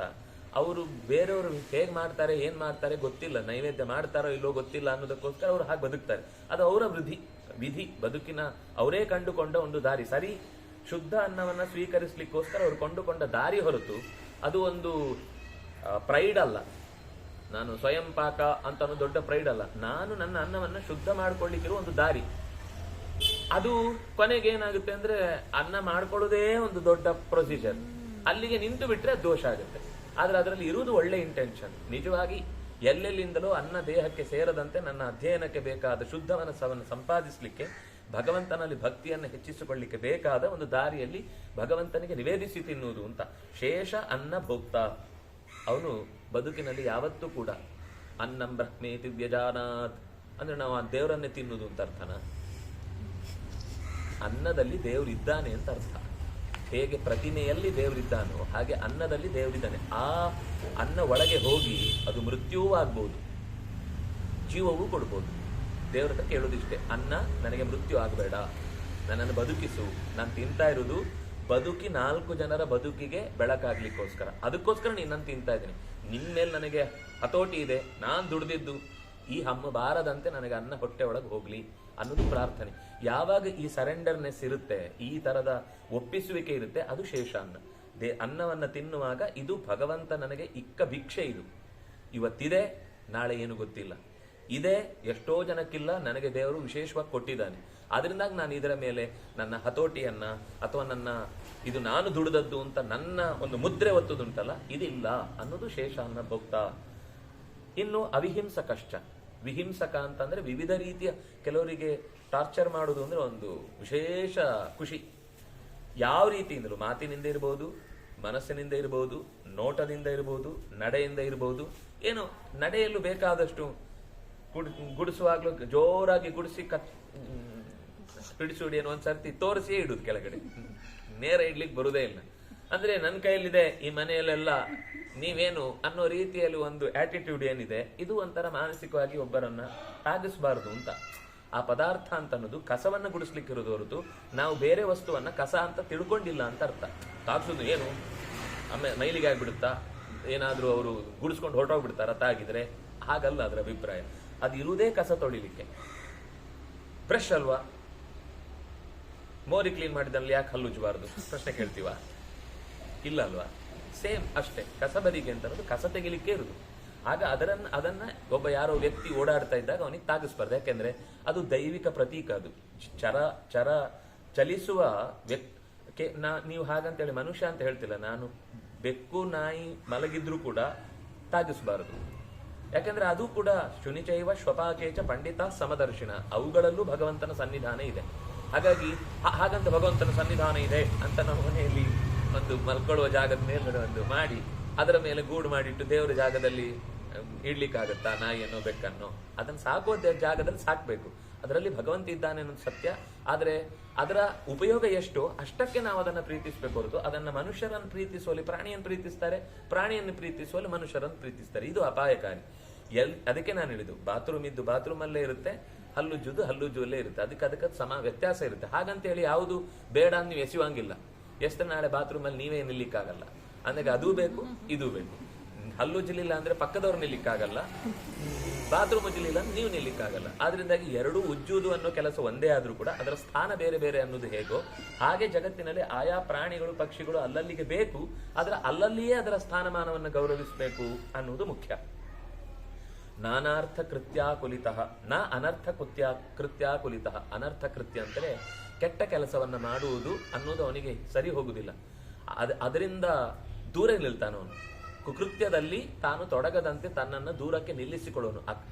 ಅನರ್ಥ ಕೃತ್ಯಾಕುಲಿತ. ಕೆಟ್ಟ ಕೆಲಸ ಮಾಡುವುದು ಅಂದ್ರೆ ಖುಷಿ ಅನ್ನೋನು ಅನರ್ಥ ಕೃತ್ಯಾಕುಲಿತ.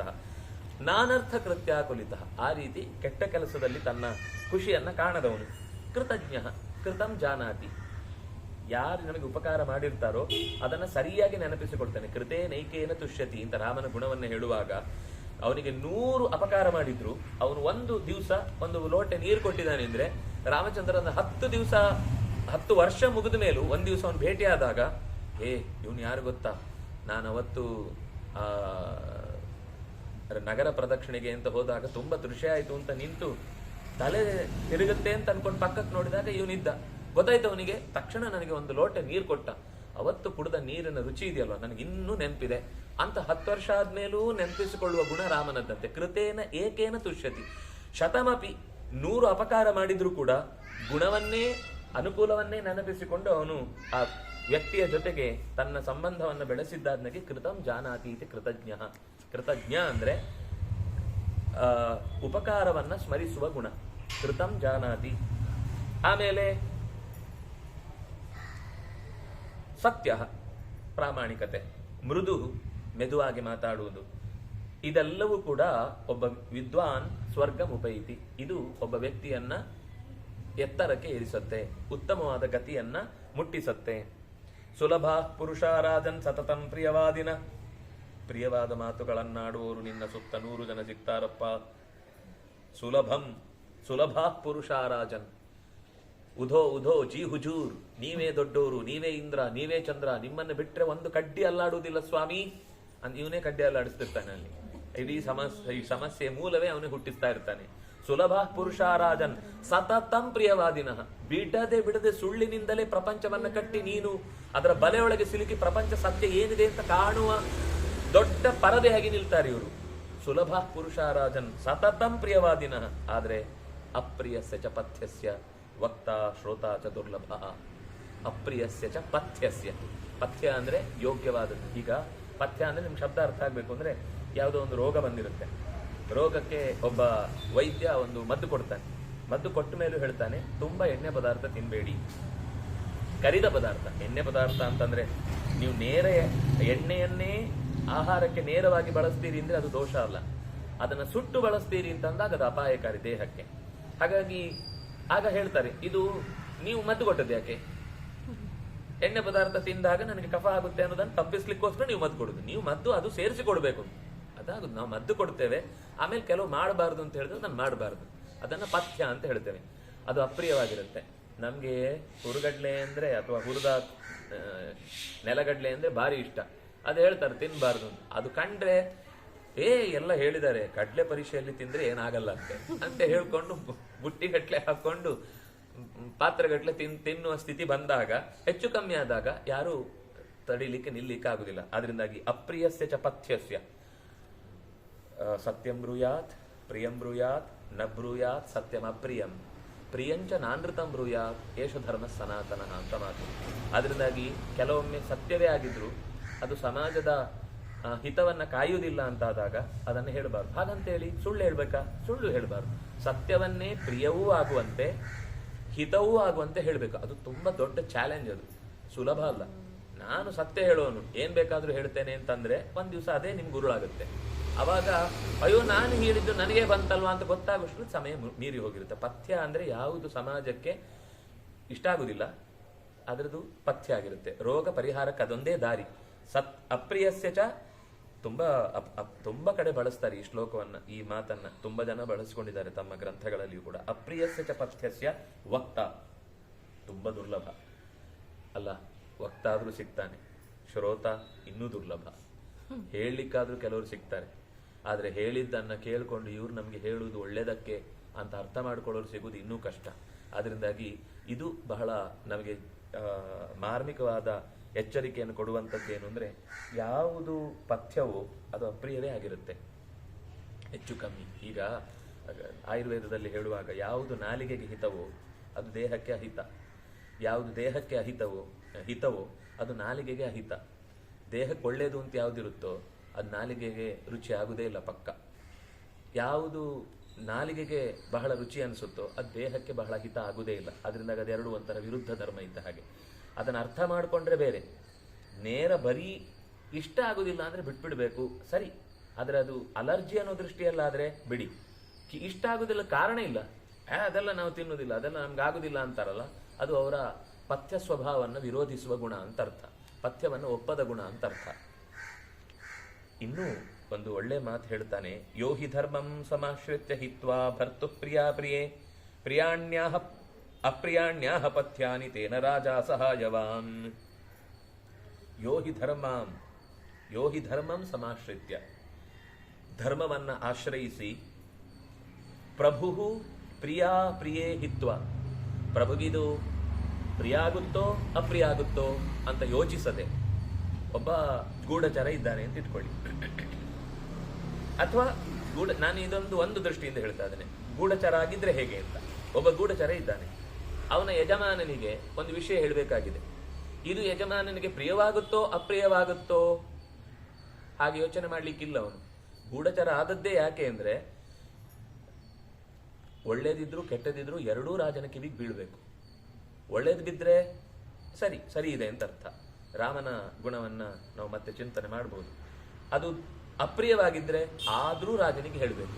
ಹೀಗೆ ಯಾರು ಯೋಚಿಸಿ ಭರ್ತುಹು ಪ್ರಿಯಾಪ್ರಿಯೇ ಹಿತ್ವ, ಯಜಮಾನನಿಗೆ ಒಳ್ಳೇದಾಗುತ್ತೋ ಅಂದ್ರೆ ಒಳ್ಳೇದಾಗುತ್ತೋ ಕೆಟ್ಟದಾಗುತ್ತಲ್ಲ ಇಷ್ಟ, ಅದಕ್ಕೆ ಆ ಶಬ್ದ ಬಹಳ ಜಾಗ್ರತೆಯನ್ನು ಬಳಸಬೇಕು. ಪ್ರಿಯವಾಗುತ್ತೋ ಅಪ್ರಿಯವಾಗುತ್ತೋ ಅನ್ನೋದನ್ನ ಯೋಚನೆ ಮಾಡದೆ, ಯಾರು ಅಪ್ರಿಯಾಣ್ಯ ಪಥ್ಯಾನಿ, ಅದು ಅಪ್ರಿಯವಾಗಿದ್ರು ಪಥ್ಯ ಅನ್ನುವ ದೃಷ್ಟಿಯಿಂದ ರಾಜನಿಗೆ ಹೇಳಿದ ಅಂದ್ರೆ ರಾಜನಿಗೆ ಅವನು ಅತ್ಯಂತ ಹತ್ತಿರದವನು ಆಗಬೇಕು ಅಂತ. ರಾಜನಿಗೆ ಅಪ್ರಿಯವಾದ ಪಥ್ಯವನ್ನ ಹೇಳಿದವನು ಯಾರಾದ್ರೂ ಎದುರುಗಡೆ ಬಂದ್ರೆ, ಒಬ್ಬ ಕ್ರಿಟಿಕ್ ಮಾಡಿದ ಅಂದ್ರೆ ನಿಜವಾಗಿ ಅವನನ್ನು ಹತ್ರ ಇಟ್ಕೋಬೇಕು. ಯಾಕಂದ್ರೆ ಅವನು ಸರಿಯಾದ ವಿಷಯವನ್ನು ಗಮನಿಸಿ ಹೇಳ್ತಾ ಇದ್ದಾನೆ ಅಂತ ಅರ್ಥ. ಆದ್ರೆ ಸಾಮಾನ್ಯ ಹಾಗಾಗಲ್ಲ.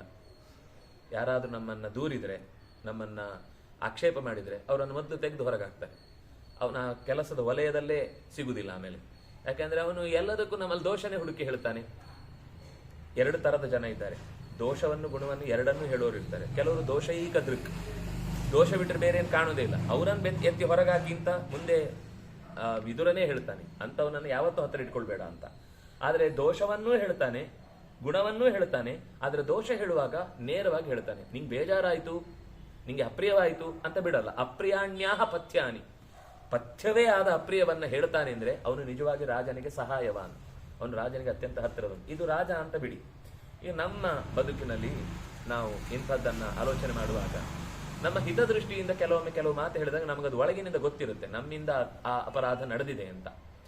ಹಾಗೆ ನಡೆದಾಗ ನಾವು ಅದರಲ್ಲಿ ಅಪರಾಧದ ದೃಷ್ಟಿ ಅಥವಾ ನಾವು ತೆಗೆದುಕೊಂಡ ನಿರ್ಧಾರದಲ್ಲಿರುವ ನಮ್ಮನ್ನ ಕಡಿಮೆ ಮಾಡುವ ಅಥವಾ ನಮ್ಮ ಸಾಮರ್ಥ್ಯವನ್ನು ಕುಗ್ಗಿಸುವಂತಹ ಅಂಶಗಳಿದ್ರೆ ಅದನ್ನ ನಾವು ತಿದ್ದಿಕೊಂಡ್ರೆ ನಮ್ಗದು ಒಳ್ಳೇದಾಗುತ್ತೆ. ನಾನೀಗ ಪಾಠದ ವಿಷಯದಲ್ಲಿ ಕೆಲವೊಂದು ಸರ್ತಿ ಮಕ್ಕಳು ಕೆಲವು ಫೀಡ್ಬ್ಯಾಕ್ ಕೊಡ್ತಾರೆ.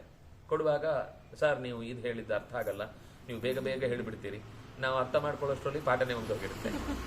ಏನು ಅವ್ರಿಗೆ ಏನ್ ಅನ್ಸುತ್ತೋ ಅದನ್ನು ಪ್ರಾಮಾಣಿಕವಾಗಿ ಹೇಳ್ತಾರೆ ಅಂತ ಇಟ್ಕೊಳ್ಳಿ. ನಿಜವಾದ ಒಬ್ಬ ಅಧ್ಯಾಪಕನ ಅದನ್ನು ಕಿವಿ ಕೊಡಬೇಕು. ಯಾಕೆ ಕೊಡಬೇಕು ಅಂದ್ರೆ 100 ತರದ ತಲೆಗಳಲ್ಲಿ 100 ತರ ಅರ್ಥ ಮಾಡಿಕೊಳ್ಳುವ ಶಕ್ತಿ ಇರುತ್ತೆ. ಆಗ ಎಲ್ಲದಕ್ಕೂ ಒಂದೇ ತರದ ಲೈನ್ ಅನ್ನು ಇಟ್ಕೊಂಡು ಹೇಳಲಿಕ್ಕೆ ಆಗುದಿಲ್ಲ. ಹಾಗಂತ ಹೇಳಿ 100 ಸಲ ಹೇಳಿದ್ರು ಅರ್ಥ ಆಗದನೋ ಒಬ್ಬ ಇರ್ತಾನೆ.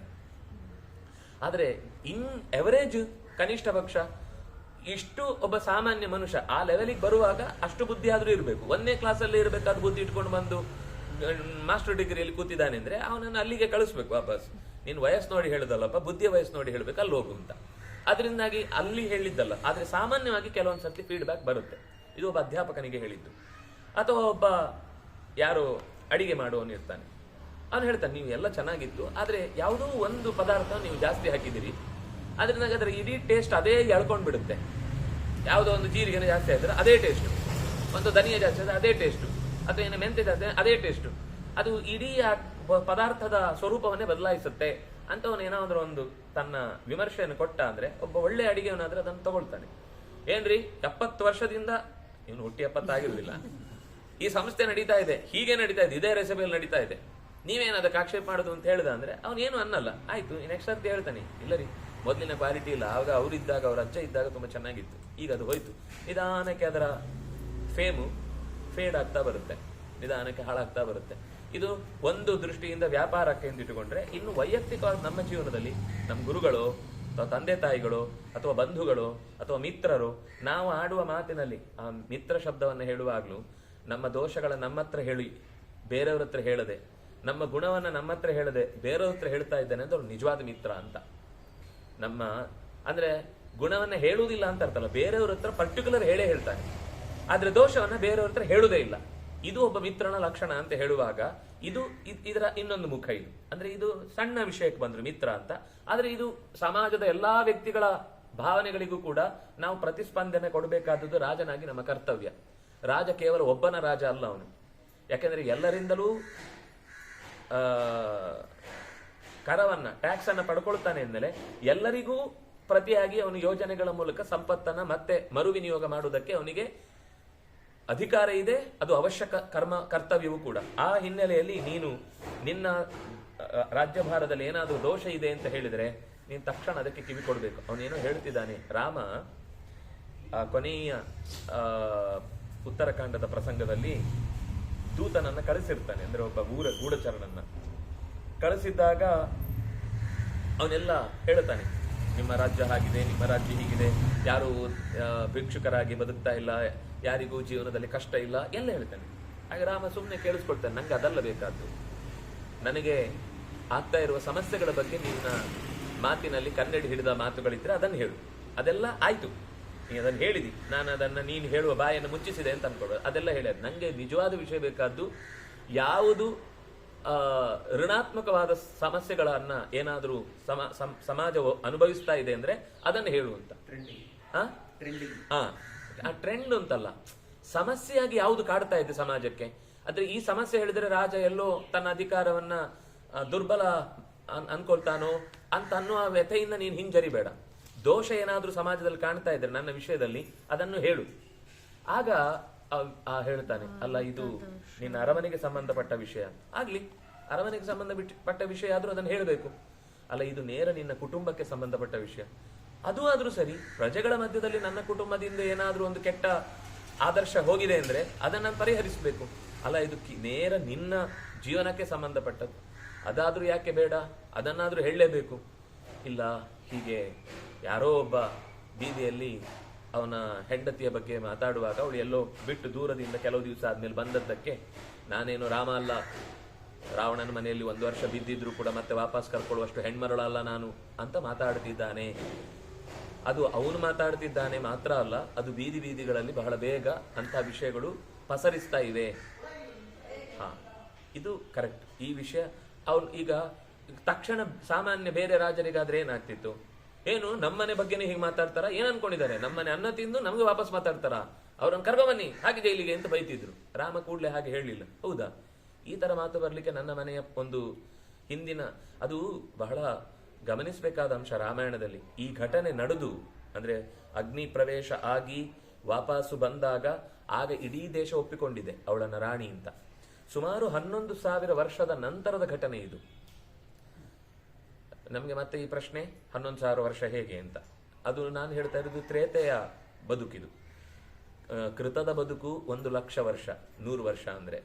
ತ್ರೇತೆಯ ಬದುಕು 100 ವರ್ಷ ಅಂದ್ರೆ 10,000 ವರ್ಷ. ದ್ವಾಪರದ ಬದುಕು 1000 ವರ್ಷ. ಕಲಿಯುಗದ ಬದುಕು 100 ವರ್ಷ. ಇದು ಫಸ್ಟ್ ನಮಗೆ ಈ ರೇಷಿಯೋ ಅರ್ಥ ಆದ್ರೆ ಮಾತ್ರ ಈ ರಾಮಾಯಣ ಓದಬೇಕು, ಸ್ವಲ್ಪ ಮಹಾಭಾರತ ಓದಬೇಕು, ಪುರಾಣವನ್ನು ಓದಬೇಕು. ಇದು ಗೊತ್ತಿಲ್ಲದೆ ಸೀದಾ ನನಗೇನು ಭಾಷೆ ಗೊತ್ತಿಲ್ವಾ, ನಾನು ಸಂಸ್ಕೃತ ಕಲ್ತು ಬಂದವನು, ನನ್ನ ಎಮ್ಮೆಯೂ ಆಗಿದೆ, 2 ಎಮ್ಮೆ ಆಗಿದೆ, 2 ಕೈಲಿ ಕರಿಬಹುದು ಹಾಲು, ಅಷ್ಟು ಎಮ್ಮೆ ಇದೆ ಅಂತ ಓದ್ಲಿಕ್ಕೆ ಕೂತ ಅಂದ್ರೆ ಫಸ್ಟ್ ಬರುವುದೇ ವಿಷ ಈ ಅಧ್ಯಯನದಿಂದ. ಏನು ಒಂದಕ್ಕೊಂದು ಸಂಬಂಧ ಇಲ್ಲ, ಯದ್ವಾ ತದ್ವಾ ವಿಷಯಗಳನ್ನು ಯಾರು ಹೇಗೆ ನೀವು ಯಾರೋ ದೇವ್ರು ಅಂತ ಹೇಳ್ತೀರಿ, ಅಲ್ಲಿ ನೋಡಿದ್ರೆ ಅವ್ರು ಕಿತ್ತಾಡ್ತಾರೆ. ನೀವು ಯಾರನ್ನು ದೊಡ್ಡ ವ್ಯಕ್ತಿ ಆದರ್ಶ ಅಂತ ಹೇಳ್ತೀರಿ, ಅವ್ರು ನೋಡಿದ್ರೆ ಜೀವನದಲ್ಲಿ ನಮ್ಗೆ ರಕ್ಷಿಸುವನು ರಾಮ, ಅಯ್ಯೋ ಅವ್ನು ಕಣ್ಣೀರು ಹಾಕೋದು ನೋಡಿದ್ರೆ ನಮ್ಗೆ ತಡಿಲಿಕ್ಕಾಗಲ್ಲ, ಅವನಷ್ಟು ನಾವು ಕಣ್ಣೀರು ಅಂತ ಹಾಕಲ್ಲಪ್ಪ ಅಂತ ಮಾತಾಡೋರು ನೋಡ್ತೇವೆ ನಾವು. ಅಂದ್ರೆ ಇದೆಲ್ಲ ಏನು ಅಂತ ಅದರ ಕಥೆಯ ಮರ್ಮ ಗೊತ್ತಿಲ್ಲದೆ ಇದ್ದಾಗ ಅದೇ ವ್ಯಕ್ತಿ ಒಂದು ನಾಟಕದಲ್ಲಿ ಪಾತ್ರ ಮಾಡುವಾಗ ಅವನಿಗೇನು ಅಳು ಬಂದಿರಲ್ಲ, ಅಳ್ತಾನೋ ಇಲ್ವೋ, ಅಳಬೇಕಾದ ಪ್ರಸಂಗಕ್ಕೆ ಅಳ್ಬೇಕು. ನನ್ಗೆ ಅಳು ಬರಲ್ಲ, ನಾನು ಈ ಪಾತ್ರ ಎಲ್ಲ ಮಾಡಲ್ಲ ಅಂದ್ರೆ ಸರಿ ಹೊಟ್ಟವು, ನೀನು ಈ ಪಾತ್ರ ಮಾಡಬೇಡ. ಆ ಪಾತ್ರ ಮಾಡ್ಬೇಕು ಅಂದ್ರೆ ಅದಕ್ಕೆ ಹಾಗೆ ಬದುಕಬೇಕು. ಹಾಗೆ ಭಗವಂತ ಮನುಷ್ಯನೊಬ್ಬ ತನ್ನ ಅತ್ಯಂತ ಆಪ್ತರನ್ನ ಕಳೆದುಕೊಂಡಾಗ ಹೇಗೆ ವ್ಯಥೆ ಆಗತ್ತೆ ಅನ್ನೋದನ್ನು ತೋರಿಸಿದ್ದಷ್ಟೇ ಹೊರತು ಅವನಿಗೆ ದುಃಖ ಆಯ್ತು ಅಂತ ಅನ್ನೋದನ್ನು ತೋರಿಸಿದ್ದಲ್ವೇ ಅಲ್ಲ. ನೀವು ರಾಮನನ್ನ ನಮಸ್ಕಾರ ಮಾಡುವಾಗ ದೇವರು ಅಂತ ನಮಸ್ಕಾರ ಮಾಡುದು, ರಾಮಾಯಣವನ್ನು ಓದುವಾಗ ನನ್ನ ಬದುಕಿನಲ್ಲೊಬ್ಬ ಮರ್ಯಾದೆಯಿಂದ ಬದುಕಬೇಕಾದವನು ಹೇಗೆ ಬದುಕ್ತಾನೆ, ಎಂಥ ಕಷ್ಟ ಆದ್ರೂ ಕೂಡ ಮಾತಿಗೆ ತಪ್ಪಲ್ಲ ಅನ್ನೋದನ್ನು ತೋರಿಸ್ಲಿಕ್ಕೋಸ್ಕರ ಆ ಪಾತ್ರ ತೋರಿಸಿದ್ದ ಹೊರತು ಅದೇ ಅವನ ಲೈಫ್ ಅಲ್ಲ, ಅದು ಅವನು ನಮಗೆ ತೋರಿದ ಲೈಫ್. ಮರ್ತ್ಯಾವತಾರಸ್ತು ಇಹ ಮರ್ತ್ಯ ಶಿಕ್ಷಣ. ಮರ್ತ್ಯಾವತಾರ ಅನ್ನೋದು ಮರ್ತ್ಯನ ಬದುಕಿನ ಚಿತ್ರಣವನ್ನ ಹೇಗಿರುತ್ತೆ ಅನ್ನೋದನ್ನು ತೋರಿಸ್ಲಿಕ್ಕೋಸ್ಕರ ಆದದ್ದು. ಹಾಗಾಗಿ ರಾಮಚಂದ್ರ ಅವನಿಗೆ ಗೊತ್ತಿದೆ ಸೀತೆ ಅನ್ನೋದು ಪವಿತ್ರಳು ಅಂತ, ಅದನ್ನ ರಾಮಾಯಣದಲ್ಲೂ ಮಾತಾಡಿಸ್ತಾರೆ, ಅವಳು ನನಗೆ ಅತ್ಯಂತ ಪವಿತ್ರಳು ಅಂತ ಗೊತ್ತಿದೆ. ಆದ್ರೆ ದೇಶ ಮತ್ತು ಕುಟುಂಬ ಇವೆರಡರ ಮಾತು ಬಂದಾಗ ನನಗೆ ದೇಶಕ್ಕಿಂತ ಕುಟುಂಬ ಅನ್ನೋದು ನೆಕ್ಸ್ಟ್. ಅದು ಆರಂಭದಲ್ಲೇ ಹೇಳ್ತಾನೆ. ಯಾವಾಗ ದಶರಥನ ಹತ್ರ ರಾಜ್ಯವನ್ನ ಬಿಡಬೇಕು ಅಂತ, ಅಪಿ ಮೈಥಿಲಿ ನನಗೆ ಅತ್ಯಂತ ಪ್ರಿಯವಾದ ವಸ್ತು ಅಂತ ಬಂದಾಗ ಮೈಥಿಲಿಯನ್ನು ಬೇಕಾದ್ರೂ ಬಿಡ್ತೇನೆ, ಲಕ್ಷ್ಮಣನನ್ನು ಬೇಕಾದ್ರೂ ಬಿಡ್ತೇನೆ, ರಾಜ್ಯವನ್ನು ಬೇಕಾದ್ರೂ ಬಿಡ್ತೇನೆ. ಅದ ಅರ್ಥ ಬಿಡ್ತೇನೆ ಅಂತ ಅರ್ಥ ಅಲ್ಲ, ಅಷ್ಟು ಪ್ರಿಯವಾದ ವಸ್ತುವಾದ್ರೂ ಕೂಡ ನಾನು ಬಿಡ್ಲಿಕ್ಕೆ ತಯಾರು ಅಂತ ಅಷ್ಟೇ ಅರ್ಥ ಹೊರತು ಮೈಥಿಲಿಯ ಮೇಲೆ ಅವನಿಗೆ ಏನು ಅವಳನ್ನು ಬಿಡ್ತೇನೆ ಅಂತ ಹೇಳುದು ಎಷ್ಟು ಸರಿ. ಅಭಿಪ್ರಾಯ ಬಿಡ್ತೇನೆ ಅನ್ನೋದರ ಬಗ್ಗೆ ಅಲ್ಲ, ಅಭಿಪ್ರಾಯ ನನಗೆ ಮಾತು ಉಳಿಸ್ಕೊಡ್ಬೇಕು ಅನ್ನೋ ಪ್ರಸಂಗ ಬಂದಾಗ ನಾನು ಯಾವುದಕ್ಕೂ ಬೇಕಾದ್ರೂ, ದೇಶದ ರಕ್ಷಣೆ ಅಂತ ಬಂದಾಗ ನನಗೆಲ್ಲ ಉಳಿದದ್ದು ನೆಕ್ಸ್ಟ್, ಮೊದಲು ದೇಶ ಅನ್ನುವುದೇ ಅವನ ಅಭಿಪ್ರಾಯ ಹೊರತು. ಇಲ್ಲೂ ಕೂಡ ಹಾಗೆ ಅನಿವಾರ್ಯವಾಗಿ ನಮಗನ್ನಿಸ್ಬೋದು, ಅಲ್ಲ ಒಬ್ಬ ಮಾತು ಹೇಳಿದ್ರಿಂದ ದೇಶಕ್ಕೇನು ದೊಡ್ಡ ತೊಂದರೆ ಆಗುತ್ತೆ ಅಂತ. ಈ ಒಂದು ಆದರ್ಶ ಉಂಟಲ್ಲ, ಈಗ ನೋಡಿ, ಒಬ್ಬ ಪ್ರಧಾನಿ ಆದವನು ಯಾವುದೋ ಒಂದು ಬಿಡುಗಡೆ ಆದಾಗ ಅದರ ಪ್ಲಾಸ್ಟಿಕ್ ಕವರನ್ನ ಹೀಗೆ ಎಸೆಯುವ ಪ್ರಸಂಗ ಬಂದಾಗ ಯಾರು ಕೆಳಗೆ ಹಾಕಿದ್ರು, ತಕ್ಷಣ ಅದನ್ನು ತೆಗೆದು ಅವನು ವಾಪಸ್ಸು ತೆಗೆದು ಮಡಚಿ ತನ್ನ ಜೇಬಲ್ಲಿ ಇಟ್ಕೊಂಡ. ಅವನು ಮಾಡಿದ್ದೇನು, ಒಂದು ಪೇಪರ್ ಬೀಳುವುದನ್ನು ಇಟ್ಕೊಂಡ. ಆದ್ರೆ ಅದು ಎಷ್ಟು ಜನರ ಮೇಲೆ ಪರಿಣಾಮ ಬಿತ್ತು. ರಾಜ ನಡೆಸುವ ಒಂದು ಸಣ್ಣ ಚಟುವಟಿಕೆಯೂ ಕೂಡ ಇಡೀ ದೇಶದ ಮೇಲೆ ಸ್ವಚ್ಛತೆಯ ಬಗ್ಗೆ ಕಾಳಜಿ ಹೇಗಿರಬೇಕು ನಮಗೆ, ಇನ್ಯಾರೂ ಕೂಡ ಸ್ವಲ್ಪ ಎಚ್ಚರ ಇದ್ದವನು ಆ ತರ ಉದ್ಘಾಟನೆ ಮಾಡಿದ ತಕ್ಷಣ ಹರಿದು ಅಂತ ಮಾಡಿ ಎಸೆಯಲ್ಲ. ಇದನ್ನೊಮ್ಮೆ ನೋಡಿದ್ಮೇಲೆ ಅವನಿಗೆ ಜೀವನದಲ್ಲಿ, ಅಯ್ಯೋ, ಪ್ರಧಾನಿಗಳೇ ಎಷ್ಟು ಗಮನ ಹರಿಸಿ ಕಸವನ್ನ ಯಾರು ಎಸೆಯದ ಹಾಗೆ ತೆಗೆದು ತಮ್ಮ ಪಾಕೆಟ್ಗೆ ಹಾಕೊಂಡು, ನಿಮಗೆ ಎಲ್ಲಿಯ ತನಕ ಕಸದ ಡಬ್ಬಿ ಸಿಗುದಿಲ್ವೋ ಅಲ್ಲಿಯ ತನಕ ನಿಮ್ಮ ಜೇಬೆ ಕಸ ತೊಟ್ಟಿ.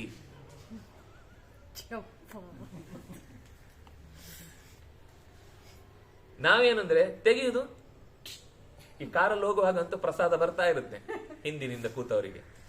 ಅಂದ್ರೆ ಅಷ್ಟು ಅನ್ಕಲ್ಚರ್ಡ್. ಹೇಳಲಿಕ್ಕೆ ನಾವು ವಿದೇಶದಲ್ಲಿ ಓದಿ ಬಂದಿದ್ದೇವೆ ಅಂತ. ಇಲ್ಲಿ ಬಂದ ಅಲ್ಲಿ ಕಟ್ಟಿ ಹಾಕಿದ ನಾಯಿ ತರ ಬದುಕ್ತಾರೆ. ಇಲ್ಲಿ ಬಂದ ತಕ್ಷಣ ಚಲ್ತಾ ಹೇ, ಇಲ್ಲಿ ಏನ್ ಬೇಕಾದ್ರೂ ನಡೆಯುತ್ತೆ, ನಾವು ನಡೆಸಿದ್ದೇ ರಾಜ್ಯ ಅಂತ. ಇದು ದುಸ್ಥಿತಿ. ರಾಮ ಈ ಆದರ್ಶಗಳನ್ನ ಯಾವತ್ತೂ ಗಮನ ಇಟ್ಟಿದ್ದ. ಒಂದು ಹೆಣ್ಣಿನ ಬಗ್ಗೆ ತಪ್ಪು ಮಾತಾಡ್ಲಿಕ್ಕೆ ಶುರುವಾದ್ರೆ, ಒಂದು ಸೀತೆಯ ಬಗ್ಗೆ ತಪ್ಪು. ಈಗ ಅವನು ತನ್ನ ಅಧಿಕಾರದಿಂದ ಸೀತೆ ಪವಿತ್ರಳು ನನಗೊತ್ತು, ನಾನು ಪರೀಕ್ಷೆ ಮಾಡಿ ತಂದಿದ್ದೇನೆ ಹೀಗೆ ಹೇಳ್ಬಹುದಿತ್ತು. ನಮ್ಮ ಪ್ರಕಾರ ನಾವು ಇದೇ ಡಿಸಿಷನ್ ತಗೊಳ್ತಿದ್ವಿ. ನಾವು ಖಂಡಿತ ಇದಕ್ಕಿಂತ ಆಚೆ ಯೋಚನೆ ಮಾಡಿದ್ದು ನಮ್ಮ ಹತ್ರ ಶಕ್ತಿಯೇ ಇಲ್ಲ. ಆದರೆ ರಾಮ ನಮ್ಮ ಹಾಗಲ್ಲಲ್ಲ, ಅವನಿಗೆ ಸ್ವಲ್ಪ ದೂರದೃಷ್ಟಿ ಇತ್ತು, ಅವನಿಗೆ ಯೋಚನೆ ಇತ್ತು. ಹಾಗಾಗಿ ಸೀತೆ ಹೆಸರಿನಲ್ಲಿ ಇನ್ನು ಸಮಾಜದಲ್ಲಿ ನಡೆಯಬಹುದಾದ ಇದೇ ತರದ ಎಲ್ಲ ಹೆಣ್ಮಕ್ಳು, ಸೀತೆ ಎಲ್ಲೋ ಹೋಗಿ ಬಂದವಳು ವಾಪಸ್ ಕರ್ಕೊಳ್ಳಿ, ನೀವು ಕರ್ಕೊಳ್ಳಿ ಅಂತ ಅಕಸ್ಮಾತ್ ಬಂದ್ರೆ, ಅಥವಾ ಇನ್ಯಾವುದು ನಿಜವಾಗಿ ಪಾಪ ಹೆಣ್ಣಾದವಳು ಮನೆಗೆಯಿಂದ ಕಾಳಿದಾಸ ಹೇಳುವಾಗ ಜ್ಞಾತಿ ಕುಲೈಕ ಸಂಶ್ರಯಾಂ, ತನ್ನ ಬಂಧುಗಳ ಮನೆಗೆ ಹೋಗಿ ಬಂದವಳು 4 ದಿವಸ ತಡವಾದಾಗ ಬಾಯಿಯನ್ನ ತಡಿಲಿಕ್ಕಾಗದೆ ಅವರು ಕೆಟ್ಟ ಮಾತುಗಳನ್ನು ಆಡ್ತಾರೆ. ಅಂತದ್ದಕ್ಕೆ ನಾವು ಅವಕಾಶ ಕೊಡದಂತೆ ಹೇಗೆ ಬದುಕಿಸಬೇಕು ಅನ್ನೋದು ದೊಡ್ಡ ಕಷ್ಟದ ಸ್ಥಿತಿ. ಇವನೇ ಭೌಭೂತಿ ಯಥಾಸ್ತ್ರೀಣಾಂ ತಥಾವಾಚಂ ಸಾಧುತ್ವೇ ದುರ್ಜನೋ ಜನ. ಜನರ ಮಾತು ಇನ್ನೊಬ್ಬರ ನಡತೆಯ ಬಗ್ಗೆ ಕೆಟ್ಟ ಮಾತಾಡ್ಲಿಕ್ಕೆ ಕಾಯ್ತಾ ಇರುತ್ತೆ. ಅದಕ್ಕೆ ನಾವು ಅವಕಾಶ ಕೊಡದ ಹಾಗೆ ಇರಬೇಕು ಅನ್ನೋ ಒಂದೇ ಯೋಚನೆಗೋಸ್ಕರ ರಾಮಚಂದ್ರ ಹೇಳಿದ, ಇಲ್ಲ, ನೀನು ಹೇಳಿದ ವಿಷಯ ಸರಿಯಾಯಿತು, ಒಳ್ಳೇದಾಯ್ತು. ಅದಕ್ಕೆ ಅವರು ಅಲ್ಲಿ ಹೇಳುದುಂಟು, ಚತ್ವರಗಳಲ್ಲಿ ಬೀದಿ ಬೀದಿಗಳಲ್ಲಿ ಈ ಮಾತು ತುಂಬಾ ವೇಗವಾಗಿ ಹಬ್ಬುತ್ತಾ ಇದೆ, ವೈರಲ್ ಆಗುದು ಅಂತ ಹೇಳ್ತೀವಲ್ಲ. ಆಗ ಈ ಯಾವುದೇ ಮಾಧ್ಯಮಗಳಿಲ್ಲದೆ ಇದ್ರೂ ವೈರಲ್ ಆಯ್ತು. ಎಲ್ಲೆಲ್ಲಿಗೂ ಅದು ಊರು ಸೇರ್ಕೊಂಡ್ಬಿಡ್ತು ಸೀತೆಯ ವಿಷಯದಲ್ಲಿ. ಅವಳ ಪಾವಿತ್ರ್ಯ ಇನ್ನು ಎಷ್ಟು ಜನಕ್ಕೆ ಹೋಗಿ ಹೇಳುದು, ಸೀತಾ ಪವಿತ್ರಳು ನೋಡಿ, ಅಲ್ಲೇ ನಾನು ಅತಿಥಿ ಮಾಡಿದ್ದೆ. ಎಷ್ಟು ಮೀಟಿಂಗ್ ಮಾಡ್ಬೋದು, ಎಷ್ಟು ಜನರನ್ನು ಕರೆದು ಹೇಳ್ಬೋದು. ಇದು ಪರಿಹರಿಸ್ಲಿಕ್ಕೆ ಆಗದೇ ಇರುವ ವಿಷಯ. ಸೀತೆಯನ್ನ ಬಿಡಬೇಕು ಅಂತ ನಿರ್ಧಾರ ಬಂತು. ಲಕ್ಷ್ಮಣನ ಹತ್ರ ಹೇಳುವಾಗ ಹೇಳುತ್ತಾನೆ, ನಾನು ಸೀತೆಯನ್ನು ಬಿಡ್ತಾ ಇದ್ದೇನೆ ಅಂದ್ರೆ ನಾನು ನಿಷ್ಕರುಣಿ ಅಂತ ನಿನಗೆ ಅನ್ನಿಸ್ಬೋದು, ಆದ್ರೆ ನನ್ನ ಒಳಗೆ ಕುದೀತಾ ಇರುವ ಜ್ವಾಲಾಮುಖಿಯನ್ನ ನಾನೊಬ್ಬನೇ ಬಲ್ಲೆ. ಅದನ್ನ ನಿನ್ನ ಹತ್ರನೂ ಹಂಚ್ಕೊಳ್ಳಿಕ್ಕಾಗಲ್ಲ. ನನಗೆ ರಾಜನಾದವನು ಯಾರ ಮುಂದೆ ಕಣ್ಣೀರು ಹಾಕ್ಲಿಕ್ಕಾಗಲ್ಲ. ಅದಕ್ಕೆ ನನ್ನ ನೋವು ನನಗೆ ಗೊತ್ತು.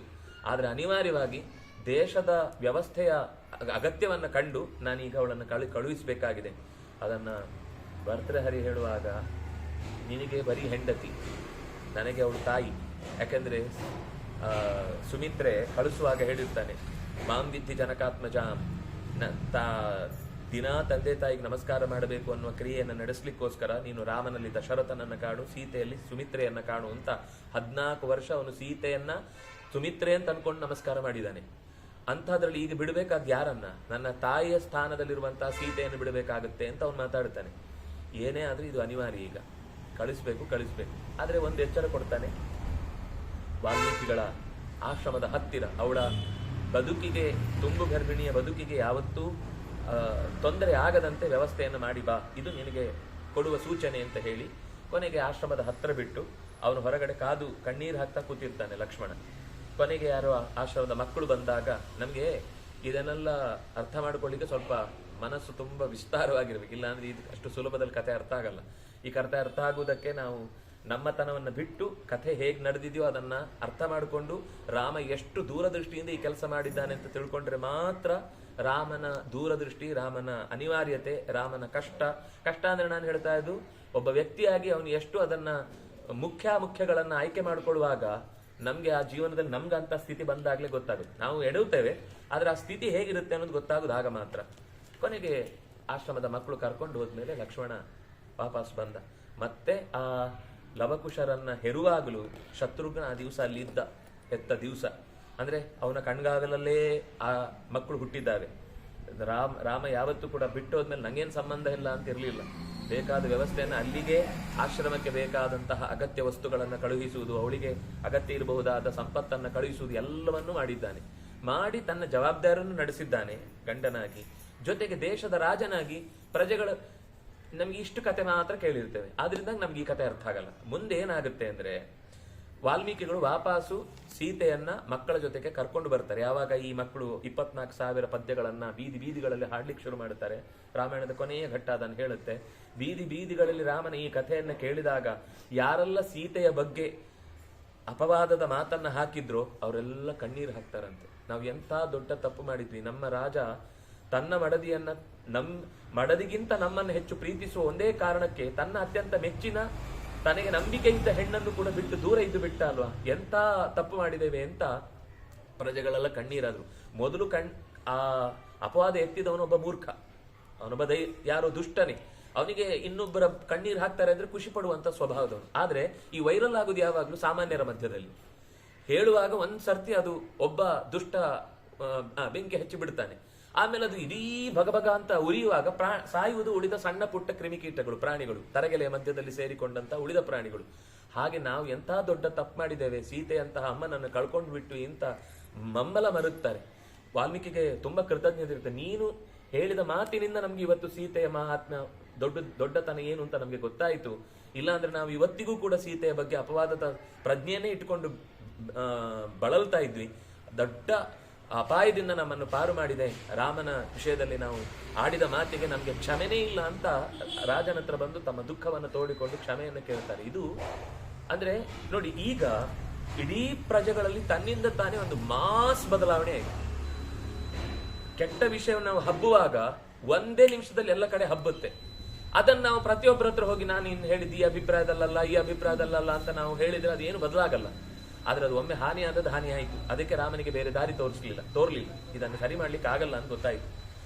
ಇದ್ರ ಇನ್ನೊಂದು ಅಂಶ ಏನು ಗೊತ್ತಾ? ಅದೇ ಅಗ್ನಿ ಪರೀಕ್ಷೆಯ ಸಮಯದಲ್ಲಿ ಜನ ಅದನ್ನು ಒಪ್ಕೊಂಡಿದ್ರು. ನಾನು ಅದಕ್ಕೆ ಹೇಳಿದ್ದು, ಈ ಘಟನೆ ನಡೆದು 11,000 ವರ್ಷ ಆದ್ಮೇಲೆ ಈ ಹೊಸ ಎಕ್ಸ್ಪ್ರೆಷನ್ ಬಂದದ್ದು ಸೀತೆಯ ಬಗ್ಗೆ. ಅಲ್ಲಿಯ ತನಕ ಜನ ನಂಬಿದ್ರು. ಈ ಜನರೇಷನ್ ಗ್ಯಾಪ್ ಅಂತ ಹೇಳ್ತೇವಲ್ಲ, ಅಯೋಧ್ಯೆಯನ್ನ, ಹೌದು, ಎಲ್ಲರ ಆಯುಷ್ಯವೂ ಅಷ್ಟೇ ಇದ್ರು. ಅಲ್ಲಲ್ಲ, ಎಲ್ಲರ ಆಯುಷ್ಯ ಅಷ್ಟೇ ಇದ್ರು. ಹೋಗ್ತಾ ಹೋಗ್ತಾ ನೋಡಿ, ಪಾಠ ಕೇಳಿ ನಿಮ್ಗೊಂದು 10 ವರ್ಷ ಆದ್ಮೇಲೆ ಇದ್ ವಿಷಯವನ್ನ ನಾನು ಈಗ ಪ್ರಶ್ನೆ ಮಾಡಿದ್ರೆ ನಿಮ್ಗೇನ್ ನೆನಪಿರುತ್ತೆ? ಹದವಾಗಿ ಮರ್ತು ಹೋಗುತ್ತಲ್ಲ ಎಲ್ಲ ವಿಷಯಗಳು. ಹಾಗೆ ಜನರಲ್ಲೂ ಮತ್ತೆ ಎತ್ತಿದವ್ರು ಯಾರು ಗೊತ್ತಾ? ಹೊಸ ಜನರೇಷನ್ ಅವರು. ಹಳಬರೆಲ್ಲ ಅದನ್ನು ಒಪ್ಪಲಿಲ್ಲ ಯಾರು. ಆದ್ರೆ ಆ ನೆಕ್ಸ್ಟ್ ಜನರೇಷನ್ ಅವ್ರು ಇದ್ದಾರಲ್ಲ, ಹೌದು, ನಿಮ್ಗೆ ಉದಾಹರಣೆ ಹೇಳಿದ್ರೆ ಅರ್ಥ ಆಗುತ್ತೆ ನೋಡಿ. ಅಯೋಧ್ಯೆಯನ್ನ ಒಡೆದು ಅಲ್ಲಿ ಇನ್ನೇನೋ ಒಂದು ಪ್ರತಿಷ್ಠೆ ಆದ ಸಂದರ್ಭದಲ್ಲಿ ಆ ಜನಕ್ಕೆ ಗೊತ್ತು ವ್ಯಥೆ ಏನು ಅಂತ. ಆದ್ರೂ ಆ ನೋವನ್ನ ಅವರು ಸುಮಾರು ವರ್ಷಗಳ ಕಾಲ ಹಬ್ಬಿಸ್ತಾ ಬಂದ್ರು. ನೀವು ಇಲ್ಲಿ ವಾಪಸ್ಸು ಮತ್ತೆ ರಾಮನ ಅವನು ಹುಟ್ಟಿದ ಜಾಗದಲ್ಲಿ ಅವನಿಗೆ ಜಾಗ ಸಿಗಲೇಬೇಕು ಅಂತ ಸುಮಾರು 500 ವರ್ಷಗಳ ತನಕವೂ ಅದು ಬೆಳೆದು ಬಂತು. 1524ರಲ್ಲಿ ಆಗಿದ್ದು ಮತ್ತೆ ಇಲ್ಲಿ ತನಕ ಬಂತು. ಆದ್ರೆ ಒಂದು ಈ 70 ವರ್ಷದಲ್ಲಿ ಎಷ್ಟು ಬೇಗ ಬದಲಾವಣೆ ಆಯ್ತು ಅಂದ್ರೆ, ಯಾಕೆ ಶೌಚಾಲಯ ಕಟ್ಟಬಾರ್ದಲ್ಲಿ? ಎಲ್ಲರೂ ಹೋಗಿ ಅವರ ದೇಹದ ಬಾಧೆಯನ್ನು ಪರಿಹರಿಸಿಕೊಳ್ತಾರೆ. ಒಂದು ಆಸ್ಪತ್ರೆ ಕಟ್ಟಬಾರ್ದು, ಎಲ್ರಿಗೂ ಅನುಕೂಲ ಆಗುತ್ತೆ. ಇಷ್ಟು ಬೇಜವಾಬ್ದಾರಿತನ ಮಾತಾಡೋದಕ್ಕೆ ಯಾಕೆ ಸಾಧ್ಯ ಆಯ್ತು ಅಂದ್ರೆ, ಆ ಕಾಲದ ನೆತ್ತರು ಕಳ್ಕೊಂಡವರ ಬದುಕಿನ ಕಷ್ಟ ಅವ್ರಿಗೆ ಯಾರಿಗೂ ಗೊತ್ತಿಲ್ಲ. ಅದು ಕಲ್ಚರ್, ಅಲ್ಲಿರುವುದು ದೇಶದ ಸಂಸ್ಕೃತಿಯ ಬೇರದು. ರಾಮ ಅಂತ ಒಂದು ಪ್ರತಿಷ್ಠೆ ಇದೆ ಇಡೀ ದೇಶದಲ್ಲಿ. ನೋಡಿ, ಒಂದು ಪ್ರತಿಷ್ಠೆ ಆದಾಗ ಎಷ್ಟು ಇಡೀ ದೇಶದ ಮೂಲೆ ಮೂಲೆಗಳಲ್ಲಿ. ನಮ್ಗೆ ಈ ಕಥೆ ರಾಮಾಯಣದಲ್ಲಿ ಹುಟ್ಟುಹಬ್ಬದ ದಿವಸ ಇಡೀ ದೇಶ ಹುಟ್ಟುಹಬ್ಬವನ್ನು ಆಚರಿಸುವುದು ನಮ್ಗೆ ಅರ್ಥ ಆಗ್ಲಿಲ್ಲ ರಾಮಾಯಣದ ಕಥೆ ಹೇಳುವಾಗ. ಆದ್ರೆ ಆ ಪ್ರತಿಷ್ಠೆಯ ದಿವಸ ಹೇಗದು ಅರ್ಥ ಆಯ್ತು ನಮಗೆ. ಮೂಲೆ ಮೂಲೆಗಳಲ್ಲಿ ಜನರು ಆ ಪ್ರತಿಷ್ಠೆಯ ಹಬ್ಬವನ್ನು ನಮ್ಮ ಮನೆಯಲ್ಲೇ ಏನೋ ಇವತ್ತು ಹಬ್ಬ ಆಗ್ತಾ ಇದೆ ಅಂತ ಆಚರಿಸಿದ್ರು. ಯಾಕೆ ಆಚರಿಸಿದ್ರು? ಅದು ಆ ಹೃದಯದಲ್ಲಿ ಮುಟ್ಟಿದ ಗುಣವಂತಿಕೆಯಿಂದಾಗಿ. ಸುಮ್ನೆ ಯಾರನ್ನು ಪ್ರೀತಿಸ್ಲಿಕ್ಕೆ ಸಾಧ್ಯ ಇಲ್ಲ ರೀ. ಅಂತ ಎತ್ತರದ ವ್ಯಕ್ತಿತ್ವ ಇಲ್ಲದೆ ಇದ್ರೆ ಯಾರೋ ಒಬ್ಬ ಮೂರ್ಖ ರಾಮ ಒಳ್ಳೆ ಗಂಡ ಅಲ್ಲ ಅಂತ ಸ್ಟೇಟ್ಮೆಂಟ್ ಕೊಟ್ರೆ ಅದು ಅವನ ದಡ್ಡತನ.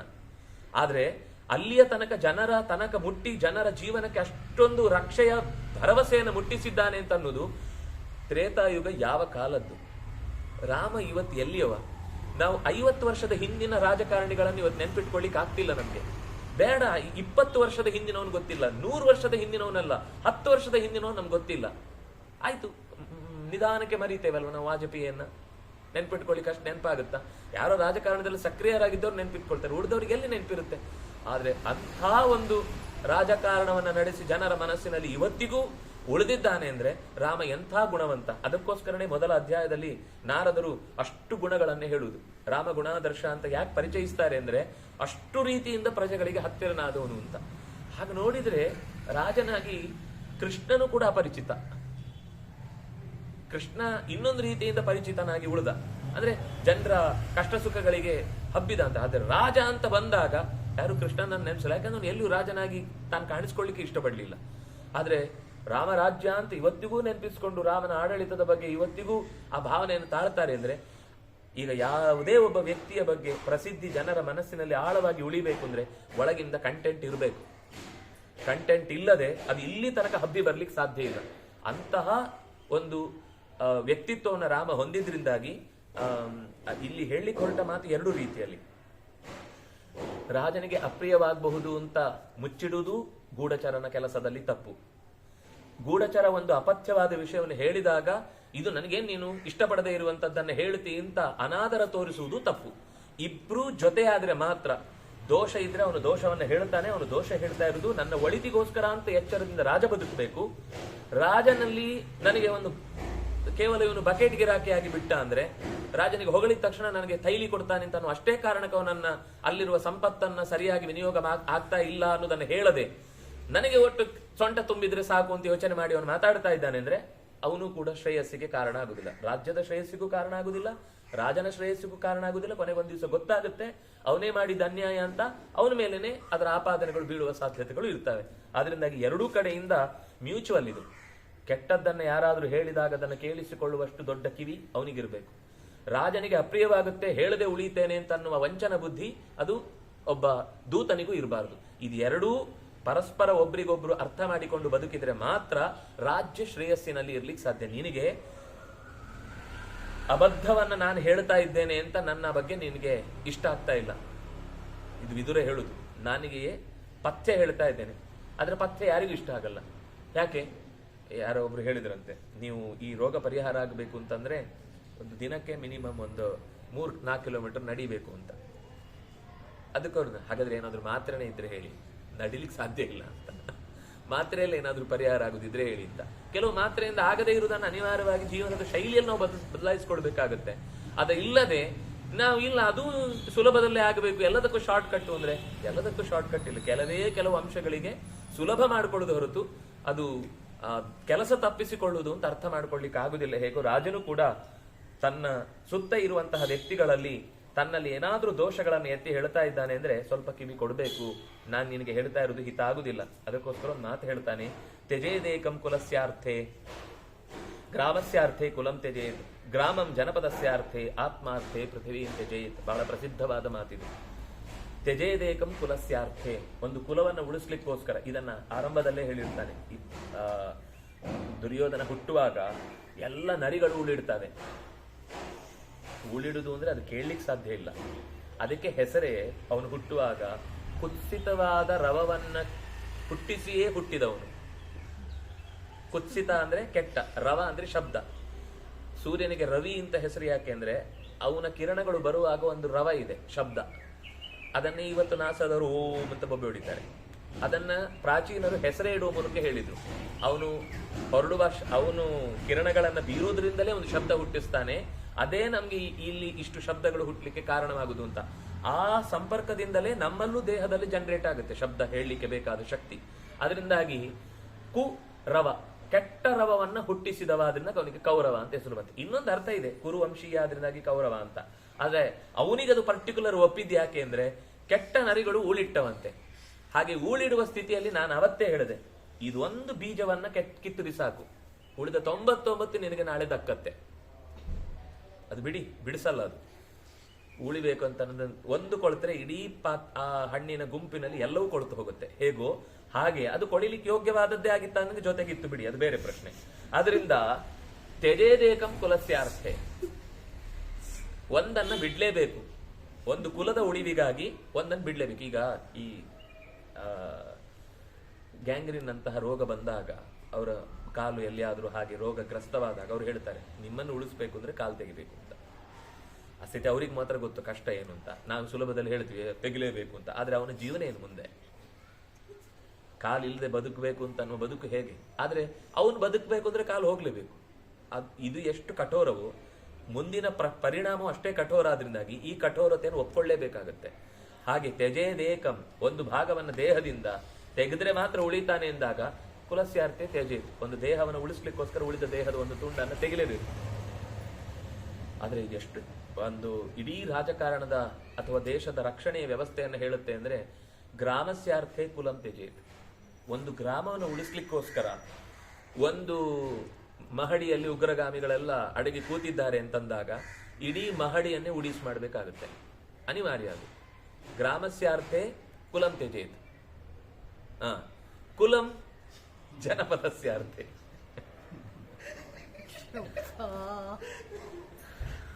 ಒಂದು ದುರ್ಬೀಜವನ್ನ ತೆಗೆದು ಹಾಕಿದ್ರೆ ಇಡೀ ದೇಶವೇ ಉಳಿದು ಬಿಡುತ್ತೆ. ಆದ್ರೆ ನಮ್ಗದು ಅರ್ಥವೇ ಆಗುದಿಲ್ಲ. ನಾವು ಇನ್ನೂ ಕೂಡ ಪೆದ್ದರಿದ್ದೇವಲ್ಲ ಕೆಲವರು, ಅದೇ ಬಹಳ ಗಟ್ಟಿ ಬೀಜ ಅಂತ ಭಾವಿಸಿ ಅದ ಬೆನ್ನ ಹಿಡಿದು ಜೋತಾಡ್ತಾ ನಿಂತಿದ್ದಾರೆ. ಆದ್ರೆ ಏನ್ ಮಾಡ್ಲಿಕ್ಕೆ ಆಗಲ್ಲ. ಕುಲಂ ಜನಪದಸ್ಯಾರ್ಥೆ, ಒಂದು ಕುಲವನ್ನೇ ಗ್ರಾಮದ ರಕ್ಷಣೆಗೋಸ್ಕರ ಅನಿವಾರ್ಯವಾಗಿ ಹೊರಗಿಡಬೇಕಾಗುತ್ತೆ. ಗ್ರಾಮಕ್ಕಾಗಿಯೇ ಒಂದು ಕುಲವನ್ನು ಬಿಡಬೇಕು ಅಂತಂದ್ಮೇಲೆ ದೇಶಕ್ಕೋಸ್ಕರ ಒಂದು ಕುಲ ಬಿಡಬಾರ್ದಾ? ಅದರಿಂದಾಗಿ ಅನಿವಾರ್ಯ ಅದು. ಗ್ರಾಮಸ್ಯಾರ್ಥೆ ಕುಲಂ ತ್ಯಜೇತ್, ಒಂದು ಕುಲವನ್ನೇ ಬಿಡಬೇಕಾಗುತ್ತೆ. ಅದು ಡೂಪ್ಲಿಕೇಟ್ ಕುಲ ಬೇರೆ, ಯಾವಾಗ ಏನಾಗುತ್ತೆ ಅಂತ ಗೊತ್ತಾಗಲ್ಲ ಅಲ್ಲಿ. ಅದು ಒಂದೊಂದ್ ಸರ್ತಿ ಜನಿವಾರ ಹಾಕೊಂಡು ಬರುತ್ತೆ, ಒಂದೊಂದ್ ಸರ್ತಿ ಟೊಪ್ಪಿ ಹಾಕೊಂಡು ಬರುತ್ತೆ, ಒಂದೊಂದ್ ಸರ್ತಿ ಪುಣ್ಯಕ್ಕೊಂದು ಶ್ರವಣ ಬೆಳಗೊಳ ಕರ್ಕೊಂಡು ಹೋಗಿಲ್ಲ. ಅದನ್ನ ಅಂದ್ರೆ ಈ ರೀತಿ ಇಷ್ಟು ದುಸ್ಥಿತಿಗೆ ಹೋಗುವಂತ ವ್ಯಕ್ತಿತ್ವ ಇದ್ದಾಗ ಅದನ್ನ ದೂರ ಇಡ್ಲೇಬೇಕಾಗತ್ತೆ. ಆಮೇಲೆ ಗ್ರಾಮಂ ಜನಪದಸ್ಯಾರ್ಥೆ, ಜನಪದ ಅಂದ್ರೆ ಒಂದು ದೊಡ್ಡ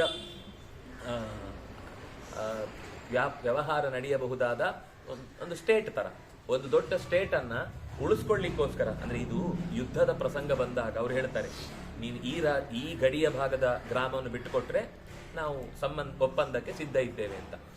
ನಾವು ಅವರ ಅಟ್ಯಾಕಿಂಗ್ ಪೊಸಿಷನ್ ಅನ್ನು ನೋಡಿಕೊಂಡು ಅವ್ರು ನಮ್ಮ ಮೇಲೆ ಇನ್ನೂ ಹೆಚ್ಚು ಪ್ರೆಷರ್ ಹೇರುವ ಮುನ್ನ ಒಂದು ಗ್ರಾಮ ಬಿಟ್ಟುಕೊಟ್ರೆ ನಾವು ಯುದ್ಧ ಕದನ ಅಂತ ಅನ್ನೋದು ವಿರಾಮಕ್ಕೆ ನಿಲ್ಲತ್ತೆ ಅಂತ ಗೊತ್ತಾದಾಗ ಆಗ ಒಂದು ಗ್ರಾಮವನ್ನ ಹೋದ್ರೆ ಹೋಗ್ಲಿ ಅಂತ ಕಾಸರಗೋಡು ಬಿಟ್ಕೊಟ್ಟ ಹಾಗೆ ಬಿಟ್ಕೊಡ್ಬೇಕಾದ ಪ್ರಸಂಗ ಬರುತ್ತೆ.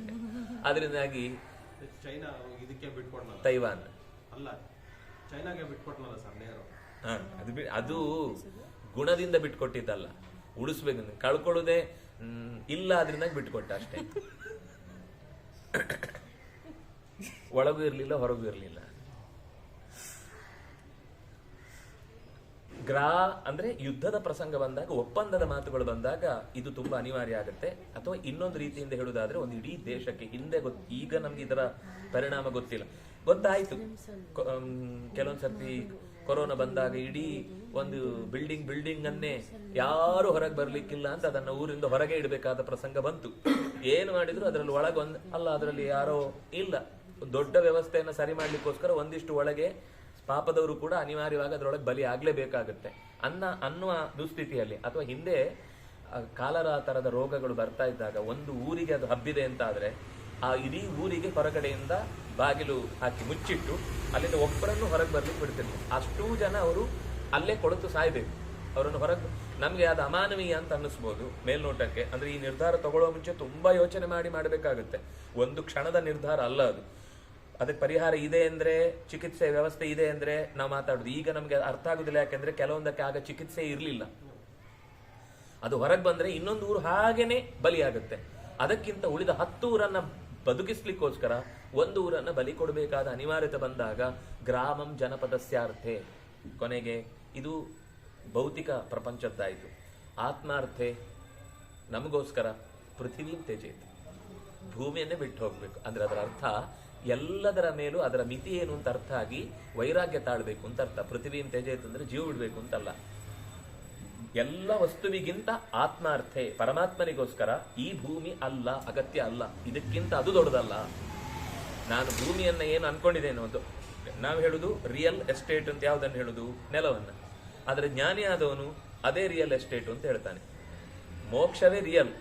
ಇದೆಲ್ಲ ಈ ಸ್ವಲ್ಪ ದಿವಸ ಆದ್ಮೇಲೆ ಇದು ಒಂದ್ ದಿವಸ ಎಲ್ಲ ಭೂಮಿ ಒಳಗೆ ಎಳ್ಕೊಂಡ್ರೆ ಎಲ್ಲಿರ್ತಾನೆ ಇವನು? ಪ್ರಪಂಚವೇ ಮುಳುಗೋಗ್ಬಿಡುತ್ತೆ. ಆದ್ರಿಂದಾಗಿ ಇದೆಲ್ಲ ರಿಯಲ್ ಎಸ್ಟೇಟು. ಆತ್ಮಾರ್ಥೇ ಪೃಥಿವೀಂ ತ್ಯಜೇತ್. ತನ್ನ ಅಂತರಂಗದ ಸತ್ಯಕ್ಕೋಸ್ಕರ ಬದುಕಿನ ಎಲ್ಲಾ ವಸ್ತುಗಳಿಗಿಂತ ಅವನು ಮಿಗಿಲು ಅಂತ ತಿಳಿದು ಇದೆಲ್ಲವನ್ನು ಅದರ ಮುಂದೆ ಕಮ್ಮಿ ಅಂತ ಕಾಣ್ತಾನೆ. ಬಿಡಬೇಕು ಅಂದ್ರೆ ಅದರ ಬಗ್ಗೆ ನೆಗ್ಲೆಜೆನ್ಸು, ತಾತ್ಸಾರ, ವೇಸ್ಟು, ಅದು ಅಹಿತ ಅಂತ ಅರ್ಥ ಅಲ್ಲ. ಇದಕ್ಕಿಂತ ಅದು ಮುಖ್ಯ. ಇದನ್ನ ಇಟ್ಕೊಂಡದ್ದು ಯಾಕೆ ಅಂದ್ರೆ ಅದು ಸಿಗುತ್ತೆ ಅಂತ.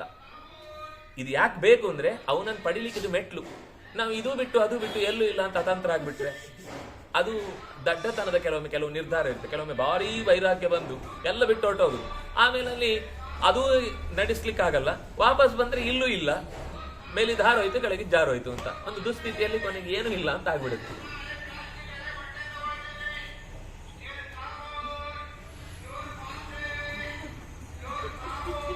ಕರೆಕ್ಟ್ ಪಾರ್ಟ್ ಟೈಮೇ ಸಿಗುತ್ತೆ ಅವನಿಗೆ ಹೇಳಲಿಕ್ಕೆ.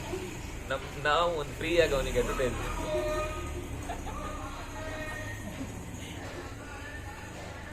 ಆಪದರ್ಥೇ ಧನಂ ರಕ್ಷೇತ್ ದಾರಾನ್ ರಕ್ಷೇತ್ ಧನೈರಪಿ ಆತ್ಮಾನಂ ಸತತಂ ರಕ್ಷೇತ್ ದಾರೈರಪಿ ಧನೈರಪಿ. ಮುಂದೆ ಮತ್ತೆ ಹೇಳ್ತಾನೆ, ಅದು ಆತ್ಮಾರ್ಥೇ ಪೃಥ್ವೀಂ ತ್ಯಜೇತ್ ಅಂತ ಹೇಳಿದ್ದಕ್ಕೋಸ್ಕರ ಈ ಮಾತು ಬಂತು. ಆತ್ಮವನ್ನ ರಕ್ಷಣೆ ಮಾಡಿಕೊಡುವುದು ಅಂದ್ರೆ ಏನರ್ಥ? ಆಪತ್ಕಾಲದಲ್ಲಿ ಸಂಪತ್ತನ್ನ ರಕ್ಷಿಸಿಕೊಳ್ಬೇಕು. ಆಪದರ್ಥೇ ಧನಂ ರಕ್ಷೇತ್ ದಾರಾನ್ ರಕ್ಷೇತ್ ಧನೈರಪಿ. ದುರುಪಯೋಗಕ್ಕೆ ಒಳಗಾಗುವ ಸಂಪತ್ತನ್ನ ಯಾರ ಕೈಗೂ ಸಿಗದಂತೆ ಅದು ರಾಜ್ಯದ ಬೊಕ್ಕಸಕ್ಕೆ ಸೇರ್ಬೇಕಾದಾಗ ಅದು ಅವರವರ ಕೈಯಲ್ಲಿ ಇರಬೇಕು. ಅದು ಅಗತ್ಯ ಇಲ್ಲದವರ ಕೈಗೆ ಬಂದ್ರೆ, ಈಗ ಮಕ್ಕಳ ಕೈಗೆ ನೀವು ಟಿಪ್ಸ್ ಅಂತ ಅಥವಾ ಪಾಕೆಟ್ ಮನಿ ಅಂತ ಅಗತ್ಯಕ್ಕಿಂತ ಹೆಚ್ಚು ಕೊಟ್ರೆ ಏನ್ ಮಾಡ್ತಾರೆ? ಅವ್ರಿಗೆ ಗೊತ್ತಿಲ್ಲ. ಅದು ದುಡ್ಡು ಅದು ಏನೆಲ್ಲ ಕೆಲಸ ಮಾಡುತ್ತೆ ಅಂತ ಅವ್ರಿಗೆ ಗೊತ್ತಿಲ್ಲ. ತಕ್ಷಣದ ಸೌಖ್ಯ ಯಾವುದರಿಂದ ಸಿಗುತ್ತೋ ಅದಕ್ಕೆ ಒಂದು ಬಲಿ ಆಗ್ತವೆ. ಹಾಗಾಗಿ ಅಂತಹ ವ್ಯಕ್ತಿಗಳ ಕೈಯಿಂದ ದುಡ್ಡು ದುರುಪಯೋಗ ಆಗುವ ಸ್ಥಿತಿ ಇದ್ರೆ ಅವರ ಕೈಗೆ ಅದು ಬಿಡು. ಸಂಪತ್ತಾಗಿ ಸಿಗಲಿ. ಈಗ ಪುಸ್ತಕ ಬೇಕಿತ್ತು ಸಿಗಲಿ. ಪುಸ್ತಕದ ಹೆಸರಲ್ಲಿ ಈ ಕೆಲವರು ಭಿಕ್ಷೆ ಬೇಡವರು ಇರ್ತಾರೆ. ನೀವು ಬಟ್ಟೆ ಕೊಡಿ, ಬಟ್ಟೆ ಬೇಡ ಸರ್, ಒಂದು 20 ರೂಪಾಯಿ ಕೊಡಿ. ಇನ್ನೇನು ಹಣ್ಣು ಕೊಡಿ, ಹಣ್ಣು ಬೇಡ ಸರ್, ಒಂದು 50 ರೂಪಾಯಿ ಕೊಡಿ, ನಾನು ಊರಿಗೆ ಹೋಗ್ಬೇಕು ಅಂತ. 7 ದಿವಸ ಬಿಟ್ಟು ಇನ್ನೊಮ್ಮೆ ಹೋದಾಗ್ಲೂ ಅವನು ಅದೇ ಊರಲ್ಲಿ ಇರ್ತಾನೆ. ಅಲ್ಲ, ನನಗೆ ಗೊತ್ತು, ವಿದ್ಯಾಪೀಠದಲ್ಲಿ ಇವಾಗ್ಲೂ ಒಬ್ಬ ಬರ್ತಾನೆ. ಅವನಿಗೆ ನೆನಪಿಲ್ಲ ನಾನು ಸಿಕ್ಕಿದ್ದು. ನನಗೆ ಕರೆಕ್ಟ್ ನಂಗೆ ನೆನಪಿತ್ತು. ಅವನು ಕೆಲಸ ಕೊಡಿಸಿ ಸಾರಿ ಅಲ್ಲೇ ಆದ್ರೂ ಅಂತ ಫಸ್ಟ್ ಕೇಳ್ತಾನೆ. 3 ದಿವಸ ಆಯ್ತು ಊಟ ಮಾಡಿದೆ ಅಂತ. ಆಮೇಲೆ ಸರಿ ಒಂದ್ಸಲ ಏನ್ ಮಾಡಿದೆ ಅಂತ ಸೀದಾ ಅಲ್ಲೇ ಎದುರುಗಡೆ ಅಂಗಡಿ ಕರ್ಕೊಂಡು ಹೋಗಿ 2 ಮಾರಿ ಬಿಸ್ಕೆಟ್ ಉದ್ದುದ್ದದ್ದು ಕೊಡಿಸಿದೆ. ಇದನ್ನು ತಿನ್ನು ಇವತ್ತು. ಇನ್ನು ಎಲ್ಲಿಯಾದ್ರೂ ಹೋಗಿ ಕೆಲಸಗಳು, ನಾನು ಕೆಲಸ ಕೊಡೋನಾಗಿದ್ರೆ ಖಂಡಿತ ಕೊಡ್ತೀನಿ. ನಾನು ಕೆಲಸ ಕೊಡೋನು, ನಾನು ಒಂದ್ ಕಡೆ ಕೆಲಸ ಮಾಡೋನಷ್ಟೇ. ಆದ್ರೆ ನಿನಗೆ ಎಲ್ಲಿಯಾದ್ರೂ ಹೋಗಿ ಕೇಳಿದ್ರೆ ಸಿಗುತ್ತೆ.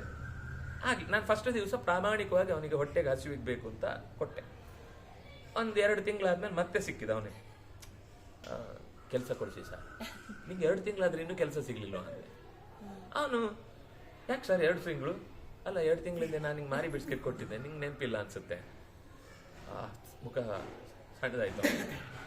ಕೆಲಸ ಕೊಡಿಸ್ತೇನೆ ಬಾ ಅಂತೇಳಿ ಸೀದಾ ಕರ್ಕೊಂಡು ಹೋಗಿ. ಬೇಡ ಸರ್, ಇಲ್ಲಿ ಬೈತಾರೆ, ಹೊಡಿತಾರೆ, ಹಾಗೆ ಮಾಡ್ತಾರೆ. ಒಳಗೆ ಹೋಗಿದ್ದೆ ನೀನು? ಇಲ್ಲ ಅಲ್ಲ, ಒಳಗೆ ಕರ್ಕೊಂಡು ಹೋಗ್ತೇನೆ. ನಿನ್ನ ಕೆಲಸ ಏನು? ಅಲ್ಲಿ ದನ ಗೋಶಾಲೆ ಕ್ಲೀನ್ ಮಾಡ್ಲಿಕ್ಕಿರುತ್ತೆ, ನೆಲ ಕ್ಲೀನ್ ಮಾಡಿ, ನಿಂಗೆ ಏನು ಬರುತ್ತೆ ಹೇಳು, ಆ ಕೆಲಸ ಕೊಡಿಸ್ತೇನೆ ನಾನು. ನೀನು ಕಂಪ್ಯೂಟರ್ ಮಾಡುವನು ಅಂತ ಹೇಳಿದ್ರೆ ನಾನು ಬಾಳಿಸ್ತೇನೆ ನಿನಗೆ. ಇಲ್ಲಿ ಬಂದು ಕೆಲಸ ಕೇಳುದಲ್ಲ. ನೀ ಕೆಲಸ ಕೇಳಬೇಕಾದ ಜಾಗ ಬೇರೆ. ಇಲ್ಲಿ ಬಂದು ಕೆಲಸ ಕೇಳ್ತೀನಿ ಅಂದ್ರೆ ನಿನಗೆ ಸಾಮಾನ್ಯ ಕೆಲಸ ಆಗ್ಬೇಕು. ಇಲ್ಲಿ ಕೊಡಿಸ್ತೇನೆ. ಇಲ್ಲ ಸರ್, ನಂಗೆ ಈಗ ಆಗುದಿಲ್ಲ, ತುಂಬಾ ಹಶು ಆಗ್ತಾ ಇದೆ, ಮೊದ್ಲು ನಂಗೆ ಹಶು ಬೇಕೇನಾದ್ರು. ಬಿಸ್ಕೆಟ್ ಕೊಡಿಸ್ಲಿಕ್ಕೆ ಹೋದೆ ಮತ್ತೆ. ಸರ್, ಅದು ತಿಂದು ಹೊಟ್ಟೆ ಹಾಳಾಗತ್ತೆ ಸರ್. ಅಸಲ್ ಇಡ್ಲಿ ಕೊಡಿಸ್ಲಾ ಅಂತ ಕೇಳಿದೆ ನಾನು. ಓ ಇಲ್ಲ, ಹೌದಲ್ವಾ, ಕರೆಕ್ಟ್. ಅದು ದಿನ ಅದೇ ತಿಂದ್ರೆ ಏನಾಗುತ್ತೆ? ಹೋಟ್ಲಿಗೆ ಕರ್ಕೊಂಡೋಗಿ ಇಡ್ಲಿ ಕೊಡಿಸ್ತೀನಿ. ಬೇಡ ಸರ್, ನಾನೇ ತಗೊಂತೇನೆ, ನೀವು ಯಾಕೆ ಅಲ್ಲಿ ತನಕ ಕಷ್ಟ? ಒಂದು 50 ರೂಪಾಯಿ ಕೊಡಿ. ನೀನು ಯಾವ್ದಕ್ಕೆ ಬಳಸ್ತಿ ಅಂತ ನನಗೆ ಗೊತ್ತು. ಇವತ್ತು 1 ರೂಪಾಯಿ ಕೊಡಲ್ಲ. ನೀನು ಕುಡುತಕ್ಕೆ ಬಳಸಿ ಅದನ್ನು ಹಾಳು ಮಾಡ್ತಿ. ಮನೆಯಲ್ಲಿ ನಿನಗೆ ನಿನ್ನ ನಂಬ್ಕೊಂಡು ಬದುಕಿರೋರು ಇಲ್ವಾ? ಅವರನ್ನ ನೀನು ಚೆನ್ನಾಗಿ ನೋಡ್ಕೊಳ್ಳಿಕ್ಕೋಸ್ಕರ ನಿನ್ನನ್ನು ಹೊರಗೆ ಕಳಿಸಿದ್ರೆ ನೀನು ಈ ರೀತಿ ಬದುಕು ತಪ್ಪು. ಇನ್ನೊಂದ್ಸಲ ಹೀಗೆ ಮಾಡ್ಬೇಡ ಅಂತ ಅವನಿಗೆ ಒಂದಿಷ್ಟು ವಿಧಾನಿಕ ಉಪದೇಶ ಮಾಡಿದೆ. 15-20 ನಿಮಿಷ ಅವನಿಗೆ ಹೇಳಿದ್ದೇನೆ. ಅಷ್ಟಾದ್ಮೇಲೆ 2 ವರ್ಷದ ಮೇಲೆ ಮತ್ತೆ ಸಿಕ್ಕಿದ ನಾವು. ಅವನಿಗೆ ಜೀವನವೇ ಹಾಗೆ. ಆಮೇಲೆ ಅನ್ನಿಸ್ತು, ಕೆಲವರು ಇರುದೇ ಹೀಗೆ, ಅದು ಮ್ಯಾನುಫ್ಯಾಕ್ಚರಿಂಗ್ ಡಿಫೆಕ್ಟ್. ಹುಟ್ಟುವಾಗಲೇ ಹಾಗೆ ಹುಟ್ಟುಬಿಟ್ಟಿದೆ, ಏನು ಉಪಯೋಗ ಇಲ್ಲ ಅಂತ ಬೈದ್ ಕಳಿಸ್ತೇನೆ. ನೆಕ್ಸ್ಟ್ ಸರ್ತಿ ಇನ್ನು ಇಲ್ಲಿ ಕಂಡ್ರೆ ನಾನು ಸೆಕ್ಯೂರಿಟಿ ಹೇಳಿದೆ, ಇನ್ನು ಎಲ್ಲಿಯಾದ್ರೂ ನಿಂತು ದಾರಿಯಲ್ಲಿ ಹೋಗೋರೆಲ್ಲತ್ತೂ ಕೇಳ್ತು. ಪಾಪ ಈ ದೇವಸ್ಥಾನಕ್ಕೆ ಬರೋರಿಗೆಲ್ಲ ಕರುಣೆ, ಅವ್ರಿಗೆ ನೆನಪಿಲ್ಲ. ನಂತರ ನೆನಪು ಇಟ್ಕೊಳ್ಳೋ ಬುದ್ಧಿ ಇಲ್ವೇನೋ ಗೊತ್ತಿಲ್ಲ, ಕೊಡ್ತಾ ಇರ್ತಾರೆ ಮತ್ತೆ ಮತ್ತೆ. ನಾನು ಹೇಳಿದೆ, ಅವನು ಇಲ್ಲಿ ಈ ವಾತಾವರಣದಲ್ಲೇ ಅದು ಕಂಡೆ ಅವನನ್ನು ಬೈದ್ ಕಳಿಸಿ ನಿಲ್ಲಿಸ್ಬೇಡಿ ಅವನನ್ನ ಅಂತ. ಆಮೇಲೆ ಕಾಣಿಸ್ಲಿಲ್ಲ ಯಾವತ್ತು. ಅಂದ್ರೆ ಹಾಗೆ ದುಡಿಮೆ ಅನ್ನೋದಕ್ಕೆ ಒಂದು ಸ್ವಲ್ಪ ಮೈ ಬಗ್ಗದೆ ಸುಲಭದಲ್ಲಿ ಸಿಗಬೇಕು ಅನ್ನೋದೇ ಯೋಚನೆ ಆಗಿರುತ್ತೆ. ಇಂಥವ್ರ ಕೈಗೆ ದುಡ್ಡು ಕೊಟ್ಟರೆ ಅದು ದುರುಪಯೋಗವೇ. ಒಳ್ಳೇದಕ್ಕೆ ಬಳಸುವುದೇ ಇಲ್ಲ. ಅದರಿಂದ ಅಂಥವರ ಕೈಯಿಂದ ಸಂಪತ್ತನ್ನು ಯಾವತ್ತೂ ಕೂಡ ದೂರ ಇಡಬೇಕು. ಆತ್ಮಾನಂ ಸತತಂ ರಕ್ಷತಿ, ಇದು ಹೇಳಿ ಹೊರಟ ಸಂಗತಿ. ಮಕ್ಕಳ ಕೈಗೆ, ಭೃತ್ಯರ ಕೈಗೆ, ಅಥವಾ ಬಂಧುಗಳ ಕೈಗೆ, ಅಥವಾ ತನ್ನ ಯಾವುದೇ ಆತ್ಮೀಯರ ಕೈಗೆ ದುಡ್ಡು ಅವರಿಗೆ ಅದರ ಬೆಲೆ ಗೊತ್ತಿದ್ರಷ್ಟು ಸಿಗಲಿ. ಅದಕ್ಕಿಂತ ಹೆಚ್ಚು ಸಿಕ್ಕಿದ್ರೆ ಅದು ಇವನನ್ನೇ ಬಲಿ ತೆಗೆದುಕೊಳ್ಳುತ್ತೆ. ಯಾಕೆಂದ್ರೆ ಇವನು ಇರುವುದೇ ದುಡ್ಡು ಕೊಡ್ಲಿಕ್ಕೆ ಅಂತ ಯಾವಾಗ್ಲೂ ಪ್ರತಿಯೊಂದಕ್ಕೂ ಇವನ ಬೆನ್ನಿಗೆ ಬರ್ತಾ ಇರ್ತಾರೆ. ಅದಕ್ಕಿಂತ ಹೆಚ್ಚಿನ ಸಂಗತಿ ಏನು ಅಂದ್ರೆ ದುಡ್ಡಿನಿಂದ ಏನು ಕೊಂಡ್ಕೊಳ್ಳಿಕ್ಕಾಗಲ್ಲ ಅನ್ನೋ ಎಚ್ಚರ ಇರಬೇಕು ಅಂತ ಅಷ್ಟೇ ಅರ್ಥ. ಧಾರೈರಪಿ ಧನೈರಪಿ, ದುಡ್ಡಾಗಲಿ ಉಳಿದ ಬಂಧುಗಳಾಗಲಿ ಯಾರೇ ಆದ್ರೂ ಕೂಡ, ಹೆಂಡತಿ ಮಕ್ಕಳು ಅಂತ ಯಾರೇ ಇದ್ರೂ ಕೂಡ, ಆ ಹೆಂಡತಿ ಮಕ್ಕಳು ಅನ್ನೋದು, ಅದನ್ನ ದಾಸರು ಒಂದ್ ಕಡೆ ಹೇಳ್ತಾರಲ್ಲ, ಹೆಂಡತಿ ಮಕ್ಕಳು ನಿನ್ನ ತೋಂಡರೆಂಬರು. ನನಗೆ ಕುಟುಂಬ ಅಂತ ಕೊಟ್ಟದ್ದು ಯಾಕೆಂದ್ರೆ ದೇವರ ಸೇವೆ ಮಾಡ್ಲಿಕ್ಕೆ ಇವರೆಲ್ಲ ನನಗೆ ಸಹಾಯಕರು ಅನ್ನೋ ಭಾವನೆ ಇರಬೇಕು ಹೊರತು ಇವರೆಲ್ಲ ನನಗೆ ನನ್ನ ಸೇವೆ ಮಾಡೋರು ಅಂತ ಅರ್ಥದಲ್ಲಿ ಇಟ್ಕೊಳ್ಬೇಕಾದ್ದಲ್ಲ ಅಂತ. ಅದೇ ಆತ್ಮಾನಂ, ಒಂದು ವೇಳೆ ಅದೇ ತನಗೆ ಹೊರೆ ಆಗುತ್ತೆ ಅಂದ್ರೆ ಅದರ ಆ ಹೊರೆಯಿಂದ ನನಗೆ ದೇವರು ದೂರ ಆಗ್ತಾ ಇದ್ದೇನೆ ಅಂದ್ರೆ ಆತ್ಮಾನಂ ರಕ್ಷೆ. ಇದೆಲ್ಲ ಅದಕ್ಕೆ ಆತ್ಮಾರ್ಥೆ ಪೃಥ್ವೀಂ ತ್ಯಜೇತ್ ಅಂತ ಹೇಳಿದ್ರು. ಈ ಎಲ್ಲ ಸಂಬಂಧಗಳು ನನಗೆ ಅಕಸ್ಮಾತ್ ಭಗವಂತನ ಬಂಧನಕ್ಕೆ, ಭಗವಂತನ ಸಂಬಂಧಕ್ಕೆ ಬಂಧಕಗಳಾಗಿವೆ ಅಂದ್ರೆ ಅದೆಲ್ಲ ಬಿಟ್ಟು ದೂರ ಇರಬೇಕಾಗತ್ತೆ. ಅದನ್ನೇ ಆತ್ಮಾನಂ ಸತತಂ ರಕ್ಷೆ ದಾರಿರಪಿ ಧನೇರಪಿ, ಕುಟುಂಬದಿಂದ ದುಡ್ಡಿನಿಂದ, ಇದೆರಡರಿಂದ ದೇವರು ದೂರ ಆಗ್ತಾನೆ ಅಂದ್ರೆ ಕುಟುಂಬನು ಬಿಡು, ದುಡ್ಡು ಬಿಡು, ಸಂಪತ್ತು ಬಿಡು, ಇದಕ್ಕಿಂತ ಆಚೆಗಿರುವಂಥದ್ದು ಪರಮಾತ್ಮ ಅನ್ನುವ ಎಚ್ಚರವನ್ನ ದ್ಯೂತಮೇ ತತ್ಪುರಾ ಕಲ್ಪೆ ಹೃಷ್ಟಂ ದೃಷ್ಟಂ ವೈರಕರಂ ನೃಣಾಂ ತಸ್ಮಾತ್ ದ್ಯೂತಂ ನ ಸೇವೇತ ಹಾಸ್ಯಾರ್ಥಮಪಿ ಬುದ್ಧಿಮಾನ್. ವಿದುರ ಹೇಳ್ತಾನೆ, ದ್ಯೂತವನ್ನ ಪುರಾಕಲ್ಪೆ, ಹಿಂದೆ ಬಹಳ ಹಿಂದೆ ಮನುಷ್ಯರು ಇದನ್ನ ಕಂಡುಕೊಂಡದ್ದು ಪರಸ್ಪರ ವೈರವನ್ನ ಸಾಧಿಸ್ಲಿಕ್ಕೋಸ್ಕರ. ನೇರವಾಗಿ ಅವರ ಹತ್ರ ಯುದ್ಧ ಮಾಡ್ಲಿಕ್ಕೆ ಆಗದೇ ಇದ್ದಾಗ ತಮ್ಮ ದ್ವೇಷವನ್ನ ಸಾಧಿಸ್ಲಿಕ್ಕೋಸ್ಕರ ಈ ದ್ಯೂತವನ್ನ ಸೃಷ್ಟಿಸಿಕೊಂಡ್ರು. ಯಾರು ಸೃಷ್ಟಿಸಿದವರು ಅತ್ಯಂತ ದುಷ್ಟರೇ, ಇದನ್ನು ಒಳ್ಳೆಯವರು ಯಾರು ಈ ದ್ಯೂತವನ್ನ ಸೃಷ್ಟಿಸಲಿಲ್ಲ. ಎಲ್ಲಿವರೆಗೆ ಅದರ ಬದಲಾವಣೆ ನಡೆಯಿತು ಅಂದ್ರೆ ಅದು ಒಳ್ಳೆಯದಲ್ಲ ಅಂತ ಗೊತ್ತಾಗುವಷ್ಟು ರ್ಯಾಪರ್ ಹಾಕಿಬಿಟ್ರು ದ್ಯೂತವನ್ನ, ಅದು ಶೇರ್ ಆಗ್ಬಿಡ್ತು ಅಷ್ಟೇ, ಇನ್ನೇನು ಇಲ್ಲ. ತಸ್ಮಾತ್ ದ್ಯೂತಂ ನ ಸೇವೇತ. ಕೆಲವರು ಸಿನಿಮಾದಲ್ಲಿ ಎಂತೆಂಥ ಪಾತ್ರ ಮಾಡಿರ್ತಾರೆ, ಅವರೆಲ್ಲ ಈ ರಮ್ಮಿ ಆಡಿ ಡಮ್ಮಿ ಆಡಿ ಇಂಥ ದಾರಿಯನ್ನ ಕೆಡಿಸುವ ಮಾತುಗಳನ್ನು ನೋಡಿದಾಗ ಹೊಟ್ಟೆ ಉರಿಯುತ್ತೆ. ಹೇಗೆ ಕಳ್ಕೊಳ್ತಾರೆ ಜನ. ಒಂದು ನೆನ್ಪಿಟ್ಕೊಳ್ಬೇಕು, ಬೆವರು ಸುರಿಸದೆ ನಾವು ಸಂಪಾದಿಸಿದ ದುಡ್ಡು ಅಂದ್ರೆ ಯಾರದ್ದೋ ಬೆವರಿನ ಕಣ್ಣೀರಿನ ದುಡ್ಡದು. ಆ ಕಣ್ಣೀರು ಇವನಿಗೆ ಲಾಭವಾಗಿ 1 ಲಕ್ಷ ರೂಪಾಯಿ ಸುಲಭದಲ್ಲಿ ಬಂತು ಅಂದ್ರೆ 50 ರೂಪಾಯಿ ಹಾಕಿ 1 ಲಕ್ಷ ಬಂತು ಅಂದ್ರೆ ಏನರ್ಥ ಅದು? ಆ 50 ಅಂತ ಎಷ್ಟು ಜನ ತಮ್ಮ ಹೊಟ್ಟೆಯನ್ನು ಕಟ್ಟಿಕೊಂಡು ಸಂಪಾದಿಸಿ ದುಡ್ಡು ಬರುತ್ತೆ ಅಂತ ಅನ್ಕೊಂಡ್ರು, ಅಷ್ಟು ಜನರ ದುಡ್ಡಂತಾನೆ ಇವನು ಪಡೆದಿದ್ದು. ಇವನಿಗದು ಹೇಗೆ ಲಾಭ ಆಗುತ್ತೆ, ಜೀವನದಲ್ಲಿ ದಕ್ಕತ್ತೆ ಅಂತ ಹೇಳ್ತೇವಲ್ಲ ನಾವು, ದಕ್ಕುದು ಹೇಗೆ ಸಾಧ್ಯ ಆಗುತ್ತೆ? ಹಾಗಾಗಿ ಯಾವತ್ತೂ ದ್ಯೂತದಿಂದ ಸಂಪಾದಿಸಿದ್ದು ಅಂತಂದು ಬದುಕಿಗೆ ಶ್ರೇಯಸ್ಕರ ಅಲ್ವೇ ಅಲ್ಲ. ತಸ್ಮಾತ್ ದ್ಯೂತಂ ನ ಸೇವೇತ. ಕೊನೆಗೆ ಹೇಳ್ತಾರೆ, ಹಾಸ್ಯಾರ್ಥಮಪಿ ಬುದ್ಧಿಮಾನ್. ತಮಾಷೆಗೋಸ್ಕರ ನಾವು ದ್ಯೂತ ಆಡ್ತೇವೆ, ಬೇಡ. ಆ ತಮಾಷೆಯೇ ಕೊನೆಗೆ ನಿಧಾನಕ್ಕೆ ಅಮಾವಾಸ್ಯೆ ಆಗುತ್ತೆ, ಅಲ್ಲಿಗೆ ಬಂದು ನಿಲ್ಲುತ್ತೆ. ಅದು ಅಭ್ಯಾಸ ಶುರುವಾಗೋದು ಚೂರು ಅಂತ. ನಾನು ಅದು ಸ್ವಲ್ಪ ಜನರ ಜೊತೆಗೆ ಮಿಂಗಲ್ ಆಗ್ಬೇಕು ಅಂತ ತಗೊಳ್ಳಿಕ್ಕೆ ಹೋಗುದು, ಆಮೇಲೆ ಜನರು ಸಿಗುದಿಲ್ಲ ಅಂತ ಜನರನ್ನು ಕರ್ಕೊಂಡು ಹೋಗೋದು.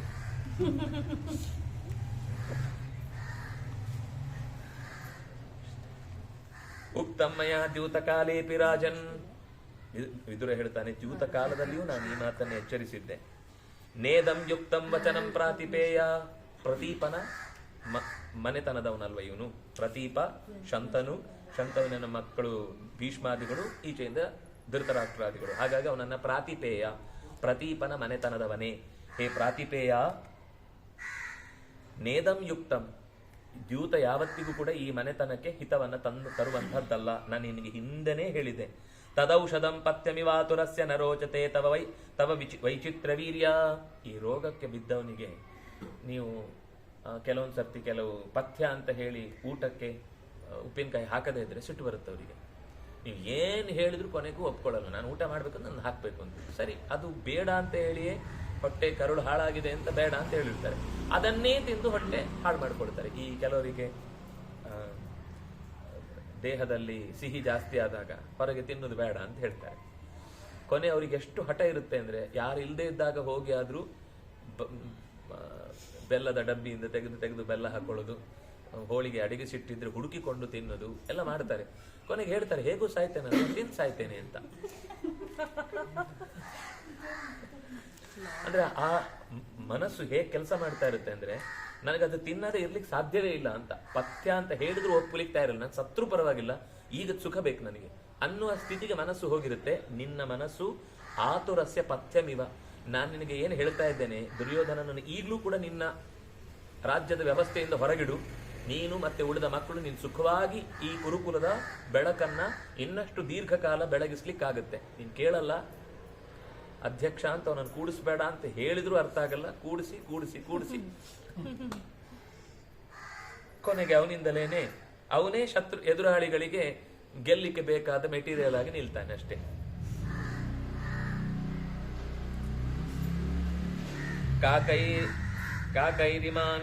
ಇಮಾಂಶ್ಚಿತ್ರ ಬರ್ಹಾನ್ ಮಯೂರಾನ್ ಪರಾಜಯೇತ ಪಾಂಡವಾನ್ ಧಾರ್ತರಾಷ್ಟ್ರೈಃ ಹಿತ್ವಾ ಸಿಂಹಾನ್ ಕ್ರೋಷ್ಟುಕಾನ್ ಗೂಹಮಾನಃ ಪ್ರಾಪ್ತೇ ಕಾಲೇ ಶೋಚಿತಾ ತ್ವಂ ನರೇಂದ್ರ. ಹೇ ನರೇಂದ್ರ, ಕಾಗೆಗಳಿಗೆ ನವಿಲಿಗೆ ಏನಪ್ಪಾ ಹೋಲಿಕೆ? ಗರಿಬಿಚ್ಚಿ ನಿಂತ ನವಿಲಿನ ಮುಂದೆ ಎದುರಾಳಿ ನಾನು ಅಂತ ಕಾಗೆ ಪುಕ್ಕ ಬಿಚ್ಚಿದ್ರೆ ಏನ್ ಕಾಣುತ್ತೆ?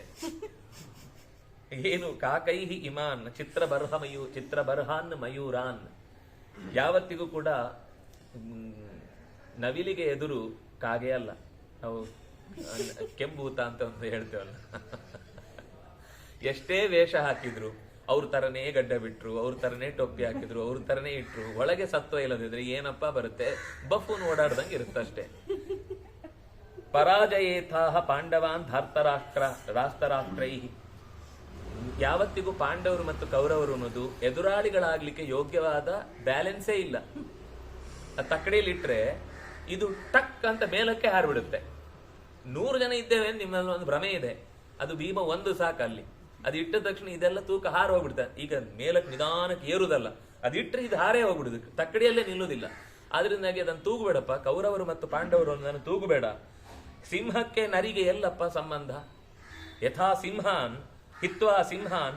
ನೀನೇನ್ ಮಾಡ್ತಿದ್ದಿ ಅಂದ್ರೆ ಸಿಂಹಗಳನ್ನೆಲ್ಲ ಓಡಿಸಿ ನರಿಗಳನ್ನು ಹತ್ತಿರದಲ್ಲಿಟ್ಕೊಂಡು ಇವೆಲ್ಲ ಕಾಡಿನ ಮಹಾರಾಜರು, ಇವರು ಕಾಡಿಗೆ ಬೇಕಾದ ಅತ್ಯಂತ ಉತ್ತಮರು ಅಂತ ಹತ್ತಿರ ಇಟ್ಕೊಂಡು ಬೆಳೆಸ್ತಾ ಇದ್ದಿ. ಹಾಳು ಮಾಡ್ಕೊಳ್ಳೋದು ನೀನೇ. ನಿನ್ನ ದುಸ್ಥಿತಿಗೆ ನಾನೇನ್ ಮಾಡ್ಲಿ? ಪ್ರಾಪ್ತೇ ಕಾಲೇ ಶೋಚಿತ ತ್ವಮೇವ.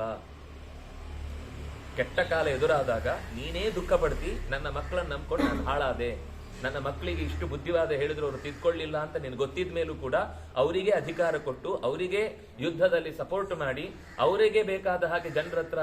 ಈಗ ಅವನು ಸಂಜೆ ನಾನು ಕಳಿಸಿದ್ ಯಾರಿಗೋಸ್ಕರ? ನೇರ ಮಕ್ಕಳಿಗೆ ಹೇಳ್ಬೋದಿತ್ತಲ್ವಾ, ನೀವು ಯುದ್ಧ ಮಾಡುವುದೆಲ್ಲ ನನಗೆ ಇಷ್ಟ ಇಲ್ಲ, ಪಾಂಡವರನ್ನು ಕರೀರಿ, ಅವರ ಪಾಲ ಅವ್ರಿಗೆ ಕೊಡಿ, ಅಷ್ಟೇ ಕೇಳುದಲ್ವಾ, ಮುಗಿಸ್ಬಿಡಿ ಅಂತ ಹೇಳ್ಬೋದಿತ್ತಲ್ವ ಒಂದು ಮಾತು.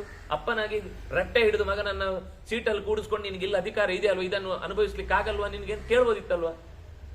ಇದೇ ವ್ಯಾಮೋಹ ಅಂದ್ರೆ, ಪುತ್ರ ವ್ಯಾಮೋಹ ಅಂದ್ರೆ ಇದೇ ಮನುಷ್ಯನನ್ನು ಕೂಡ ವ್ಯಾಮೋಹಗಳು ಕಾಡುದು ಎಷ್ಟೋ ಸಲ.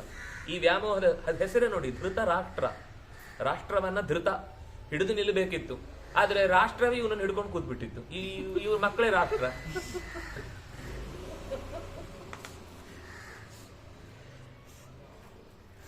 ಹಿರಿತಲೆ ಬಿಡಲ್ಲ. ಧೃತರಾಷ್ಟ್ರ ಹಿರಿತಲೆ ತಾನೆ. ನಾನೇನ್ ಹೇಳಿಲ್ಲಪ್ಪ ಸರ್, ಮಧ್ಯೆ ಇದೊಂದು ಕ್ಲಿಪ್ಪಿಂಗ್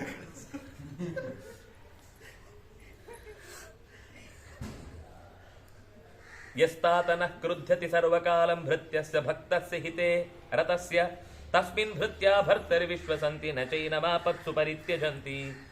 ಮಗು ಅಂದ್ರೆ ಧೃತರಾಷ್ಟ್ರನಿಗೆ ಹೇಳ್ತಾನೆ, ಅಪ್ಪ ನ ಕ್ರುಧ್ಯತಿ ಸರ್ವಕಾಲಂ. ಯಾರಾದ್ರೂ ನಿನಗೆ ಹಿತವಾದದನ್ನು ಬಯಸ್ತಾರೆ ಅಂತ ಅವ್ರ ಮೇಲೆ ಕೋಪ ಮಾಡ್ಕೊಳ್ಬೇಡ.